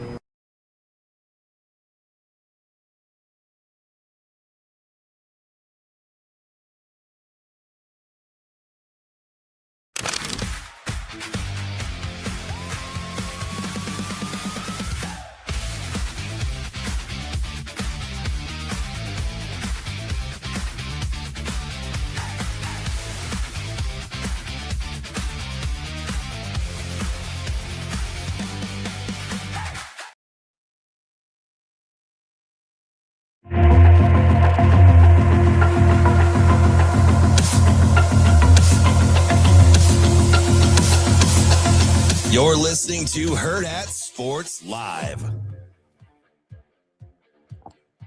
Welcome back, Hurrdat Sports Live. That's DB. I'm Ravi Lulla here at Hurrdat Sports HQ, reminding you give our friends over at Next Gen Mail Medical a call, 402-614-9700. If you do, you might, never mind. That was a joke I shouldn't make. However you're feeling, however you want to be feeling, they can help you out. If you're not feeling your best, they can get you, all nice and squirrely like DB. They can help you lose a little. That's sleep deprivation. Oh, okay. Well, they can help with that too. If you're trying to lose a little weight like me, they can help you out. If you're trying to get back to your athletic self like Rico, They can help you out there as well.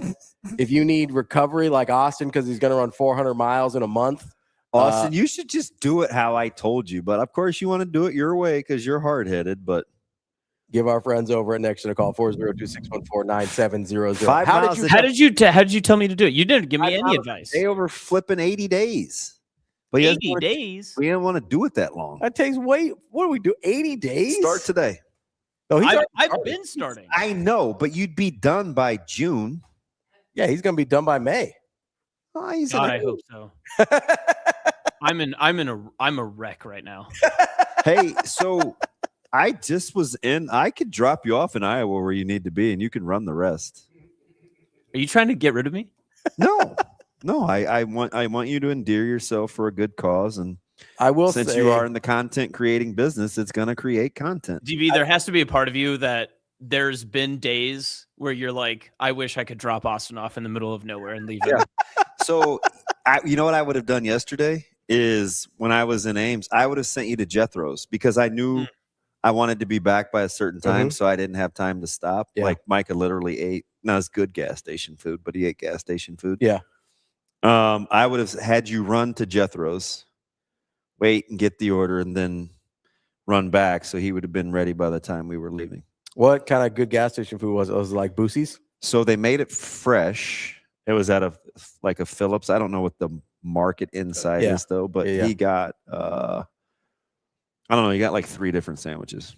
And I was sure to buy wet wipes. He's like, what are you getting those for? And I go, nobody eats in my car. Tank says being dropped off in Iowa is a major burn. Yeah. That's how you know you really don't like somebody. Listen, I was 30 minutes from Jethro's, the good one, in Ankeny, and didn't go. Yeah. Yeah, it was very difficult to pass. Does Iowa have any of those famous gas stations, the Bu-Cees? No. Oh, okay. No, but they do have the biggest gas station in the truck stop in the world. I-80, world's largest truck stop. You didn't go that far though, did you? No. Oh, so you weren't that? Yeah, I think it's. No, I kept trying to explain to this dude because he was miserable. I was like, "You realize this is a shorter drive than going to Kearney, dude? 2.5 hours is easy. That's light work. 2.5 hours, I wouldn't even have to stop to pee. No, that's probably pushing it. No, it's 2.5 hours to Kearney, so they're like equidistant. Yeah. No, I go 2.5. It'll be good. Ravi's just anti-archway. That's why he wouldn't go that way. That's not true. I've been to the archway. I went through I did the little tour through it. I did the whole thing. Yeah, the whole construction of that deal. It's on the wrong side of the exit. It's like I don't get it. Yeah, now they have a pseudo Topgolf on the other side too. So is it worth a darn? I want to just hit the speakeasy so I can go eat. That's the only reason I would head out that way anytime soon. The speakeasy in Sacramento, or which one are you talking about? It's not Overton. It's by Wilcox. Yeah. Sasha, I believe it's pronounced Buccees. No, it's definitely Buc-ees. I don't think that's correct. I've been to Texas. I'm pretty sure it's Buccees. All right. Like Gary. Buccees. I think you're booty cheeks. No, Gary is Bucee. Oh yeah, it's not Bucee. It's Buccees or Buccees. Well, what? I pissed down my leg and I injured the other one. He hasn't been pumping out any content unless I've been missing it. Coach 30? Oh yeah, I haven't seen him in a minute. Tossed like a stir fry. I think he maybe need to take a little break. Yeah, I was wearing a little thin. Yeah. I mean, it was very a lot of like he was kind of a one-trick pony. You hurting the program. Hey, wait, you guys clearly haven't done it.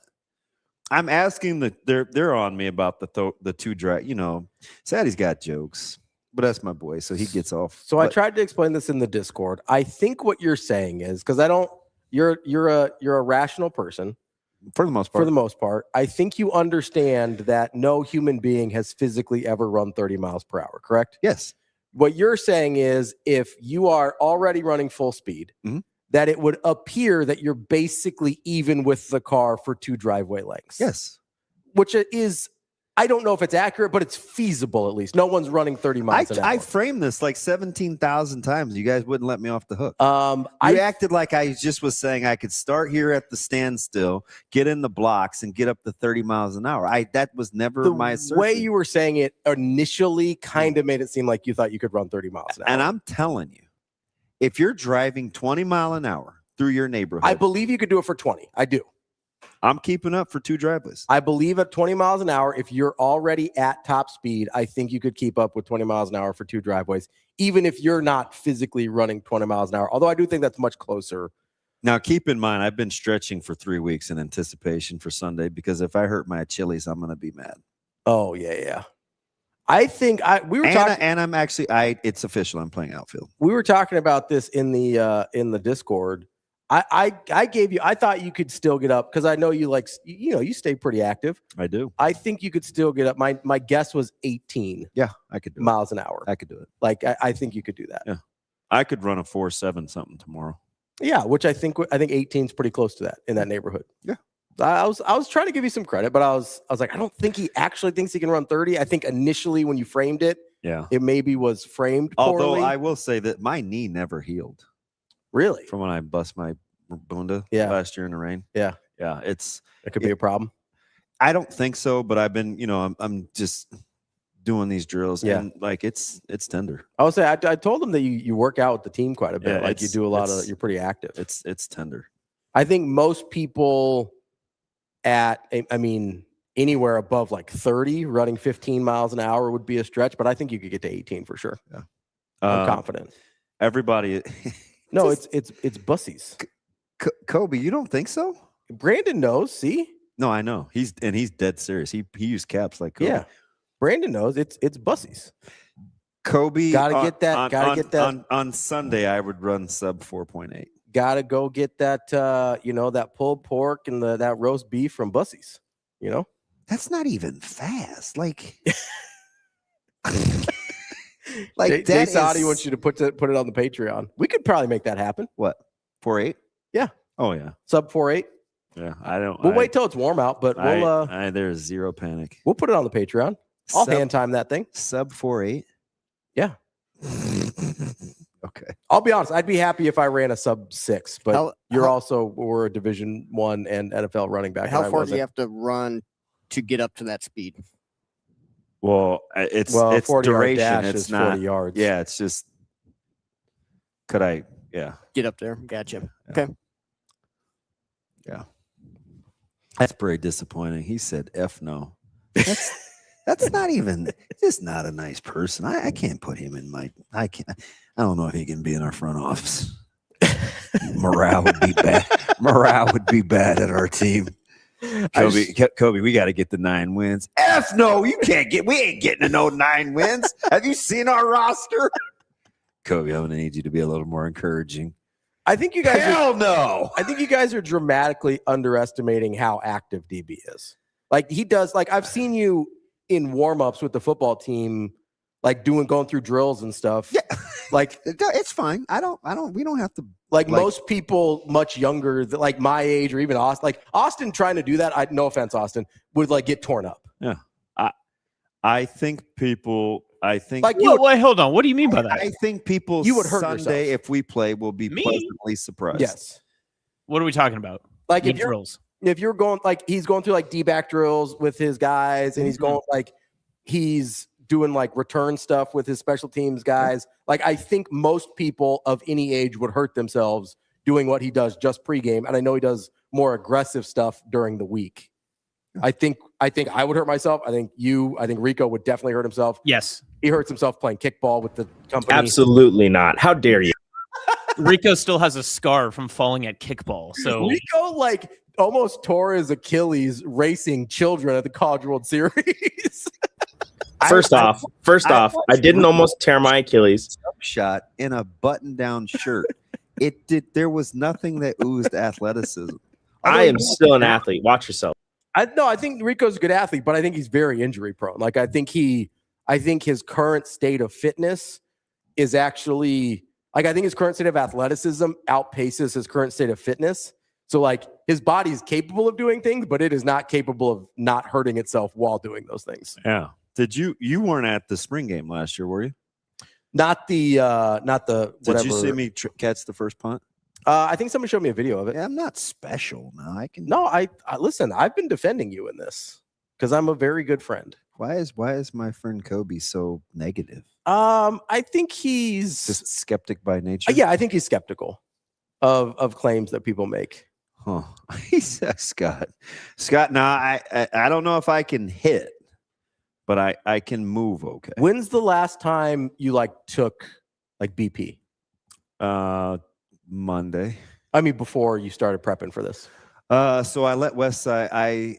A couple of players probably a month ago. Oh, so not terrible. No, So you've got a shot at being able to hit. Yeah, but not like live pitching is different. I don't know how these guys throw. Yeah. Apparently, our best player is 62 years old. I mean, I don't think he's going to be pumping like 90. Dude, I asked around. This guy's he's pretty sweet. I'm just guessing. I'm guessing at 62, it's probably more crafty. Yeah, I just don't know anything. Right? Yeah. I don't know what I'm getting into. I don't know if guys are like. I don't know. I mean, is it? My coach makes it seem like just showing up 2 weeks in a row is a feat. Where are you playing? I might come watch. Oh, we're at Carter Lake. Oh, that's right. I'm definitely not coming to watch then. You live right off the goddamn interstate. It's 9:30 in the morning. You're not going to be sleeping. I'm shocked that Ravi heard Lake and wasn't like, "Oh, I'm there. Oh my god, let me get my shoes." Shoes and undock the thing. That's not where. Yeah, that's not where my boat's docked at. Oh god. What do you? I mean, You're what are we doing? a big docking guy now. Dockers, maybe. Where are we at with our leaderboard at the Masters? Dockers isn't a quality brand. It's fine. Such a snob. Are we really going to argue over this Bu-Cee's, Buc-ees thing? It's Bu-Cee's. No, I know you're being serious. Yeah, no, it's 100%. It's Bu-Cee's. I don't know why we always say Buck. I don't know why. I don't know. I think I mean, listen, I have spent a lot of time in Texas with my sister. I've been there. It's Buc-ee's. What is it? Sasha just flipped me off. Like, I don't know what. Out of the people here, you would know. I have spent the most time in Texas. You had to have checked the whole group chat and seen that I you were haven't. pissing me off. I haven't seen the group chat yet. Ridiculous. Like, I'm sorry if you want to like purposely Google it. If you want to purposely mispronounce it, that's fine. Google it. But like, we'll talk after the show. How about his it's so condescending. Are you using the same Google that Tater was to figure out that nobody at Nebraska runs a 4.4, or what are we doing here? Oh god. Because he said quick search, Ja'Cory Barney runs like a 4.6, so allegedly. We're deteriorating rapidly. Yeah, it looked like certainly Jamal Rule didn't top a 4.65 on that 75-yard run. That's definitely what happened. You can feel the tension in the air. It's thicker than Wicks. I pissed down my leg. That's actually funny. Thicker Broke than the Wicks. other one. I pissed down my leg and I injured the other one. So do you guys, Burns is cooking? Do you see Koepka's now 1 under with Spieth? Is he? Yeah. Yeah, a lot of my guys aren't doing good. I need that to be the case. I've got Day and Scheffler doing well, but I think everybody else is over par, which I'm not a fan of. You're not okay? Yeah, I am not. I played in an adult league back in the day, an adult baseball league. That looks really good. Several years ago. It was fun. Yeah. I don't. My timing on hitting was very bad, but I could still pitch. Scott, I need for you to tell me just how difficult this league is. That's all. It's like over a certain age, right? Like it's a adult league. Yeah, it's 50 and over. Okay, yeah. You can just call it a senior league if you want. I wouldn't go that far. Well, that's what they call it, the senior tour in golf. Good Lord. You're old as hell.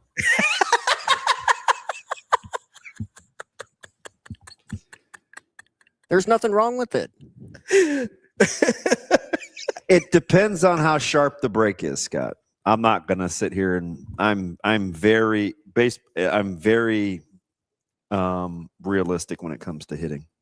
Yeah, the timing on the hitting is the thing that I found most challenging. I mean, are we talking? Is it a sweeper? Is it 12-6? Is it if it's more like an ephus than a curveball? I'm gonna bash that thing. Yeah, I would guess. I don't know. I don't even know if I'm swinging at it if they don't throw it first strike. I'm gonna guess that most of the curveballs, if it's over 50, are gonna be not like super tightly wound. You know what I mean? Like, how are these guys not snapping ligaments? That's what I mean. Like, I don't think you're gonna have a ton of RPMs on that at 50 plus trying to break off a slider. Scott, you play infield or outfield? I was surprised that they don't have any outfielders. Really? That makes sense. Probably not a lot of people trying to run sweepers. Yeah, I don't see. I'm glad because I don't think I'm swinging at those. Yeah, they just kind of like dip out of the zone. Yeah, you'd probably be all right. I hope so. I will say the people, at least in the adult league I was in, like struggled with a quality breaking ball. Are they really? I'd be impressed if people are throwing in them. Yeah, I don't know. I'm really, I mean that I might go just because I'm really curious to see what the pitching looks like at 50 plus. Like I'm very curious about that. I haven't even decided if I'm wearing a hat yet. There was a guy. This dude said you're old as hell. Like I think you have Tourette's. You just I did stop myself from a joke that I laughed at myself. If you want to hear it, I'll share. Yeah, I do want to hear it. So Damon had said, "Oh, I've been, working on my swing or whatever," and I turned on my mic and I turned it off before I said, "Oh, I didn't know you were a swinger, Damon." Aren't you proud of me for not saying that? No, but you really did though. But I didn't. That's because I To be fair, I didn't say it. Yeah. I didn't say it. They're still on this Buc-ees thing. Yeah, no, I mean it's fine. Like if you haven't been to Texas, that's fine. I understand. I've spent a lot of time down there. It's He says I gotta wear a hat. All the locals are pronounce it Buc-ees. This hat thing is gonna keep me at home. Come on, man. Dude, You I- like hats. Come on, man. I love them. So what's the problem? I know it's like a hairline thing, but for a couple hours once a week, you're gonna be all right. He's like my biggest supporter, but he's literally chastising me out loud without even happening yet. He's oh, you're wearing a hat! Exclamation point. All right, buddy. I am fascinated to see what the pitching looks like. Me too. The one that I was in, there was a couple guys that had played pretty high level college ball, and one guy that had like spent some time in the minors, and he was still pumping like 88, and that was tough to deal with. I'm gonna be honest with you. Fudge. That's fast. Yeah, he was bringing it. Like it was pretty aggressive. 250 A-Train 250. Ooh, I think I like your one for 4. I like your chances better than that. I don't know. I hope that they're not throwing strikes. So I would say I think you're gonna walk. You'll walk at least once. I hope that's you'll walk at least once. Big bat on the shoulders guy. I might just lay down a bunt. Scott says, "Sorry, pet peeve of mine. Baseball players need to wear hats and pants." He was pretty animate, and he's pretty cool normally. So that was the big thing at. I'm definitely wearing pants. The pants were a big thing at when I was at Miller North and Dave Cork took over. Like you had to wear short pants during workouts, everything. Like he's like baseball players wear pants. Stop wearing shorts. I agree. I agree. Yeah. Can we before we end the show? Can I get a proper pronunciation? Yeah, it's Buc-ees. That's how it's pronounced. Okay. I don't know what to tell you. It's definitely not. I have so many friends in Texas that do not pronounce it that way. I mean, they're probably not locals. That's fine. They're transplants. It's okay. Your delivery, knowing you, lets me know you think you're 100% right. 1,000% correct. Without a doubt. You have so much confidence in you're so wrong. No, I mean, listen, I don't know if I'm going to trust the guy from, Bellevue West and Kearney to tell me how to pronounce Buc-ees, but it's fine. I don't know what to tell you. Like, Sasha's going to lose her mind. I mean, like, once I'm just saying, I want everybody to be able to pronounce it correctly by the time we get ours here in Gretna, because otherwise it's going to be very embarrassing for a lot of you people. So I'm trying to help. It's a public service. I'm just glad I'm not on the receiving end because this is how you talk to me 100% of the time. Not 100% of the time. Sometimes I'm nice. It is so condescending. I was pretty nice at poker last night. To you, I was mean to some other people. Yeah, that's all right. Yeah, Dom, I do need to talk to my man Parker. Yeah, I might need to go get some of his hardware. Yeah, what's he got? I don't know what he swings. Yeah. I like that TPS. Yeah, that's a nice one. Yeah, I like that one. Yeah. That one's a beaser. It's pretty hot still. We didn't get that's pre U trip. Keep watering the bamboo. That's pre U trip and pre BB core. Like so that one's not dead. That one's got some juice. Yeah. All right. Well, you can save it for 2 weeks because we play Scott. We play his team. You're not on the same team? No. I thought we were too. I was kind of bummed, but I think we play in week 2. Do you play Carter Lake every week? Hmm? Okay. Well, I'll have to try and come out because I am fascinated by the pitching. Like I really want to know what it looks like. Me too. Because I feel like the adult leagues it's such a wide variance. You want to pregame it with some seltzers? Yeah, let's go. Should we go? Should we broadcast it? Oh, Do we heckle or support? With some seltzers? Yeah. What? I think we support. I'm down to broadcast. Let's do a broadcast. Let's Fresh out of mimosas? Let's do some I'll do a beer tower. Twisted tea, lights, half and half. Thank you. Watch my figure. Yeah. And well, I don't want you to pack on extra calories when you're trying to run like that, you know? Thank you. No, let's do a broadcast. I think we should do this. Sasha, can we figure this out? I'll give 419. Oh, that's when you guys play each other? Yeah. Okay. Let's figure this out. Let's get a camera out there. Let's make a whole production out of it. That works great because I'd take 420 off, so that'll be good. All right. 420 and 421. You never know, like residual No, effects. they're all worse. Usually I'm floating in at that time. So. Wow.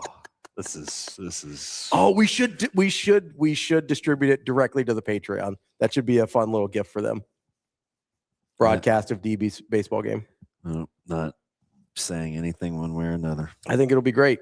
You know what? I'll take it. The goal is to hit 250. Was that Avery? I think you'll do better than that. I think you'll be at least 280. All right. For the season. I'll take it. I think you'll be good. And you'll have an on-base percentage north of 350. You're going to get some walks. Will balls be bouncing off my head? Sasha, I'm sorry. I am pronouncing it correctly. Also, it's fine. You don't think I can hit the music? You don't think I can rally the troops and go rogue on this thing? Because I will. By the way, just for clarification, ask Wednesday is February 18th. Why do we go back to Ask Wednesday? Because Austin's got problems. You guys want to get to our guest here, Gary Java? Sure. You know, like, why is this a rip on me? What did I do? Shane, I'm just sitting here. It's 10:10. I've been waiting 10 minutes to hit the music. Go for it, bud. Go for it. That's the show for today. Everybody gets it today. If you want to head out, equal opportunity offenders. If you're trying to watch the Masters, make sure you head out there. Hurrdat Sports Bar and Grill. They've got coverage. They got specials for the Masters, both food and drinks. Make sure you check it out. And make sure you check out the latest Patreon episode as well. Got a little film breakdown. We'll tweet that out later today also. But it is live as of yesterday. So that's DB. I'm Ravi Lulla. We will be back on Monday and teach all your friends how to pronounce Buccees correctly. That's all. We'll be back on Monday. Child.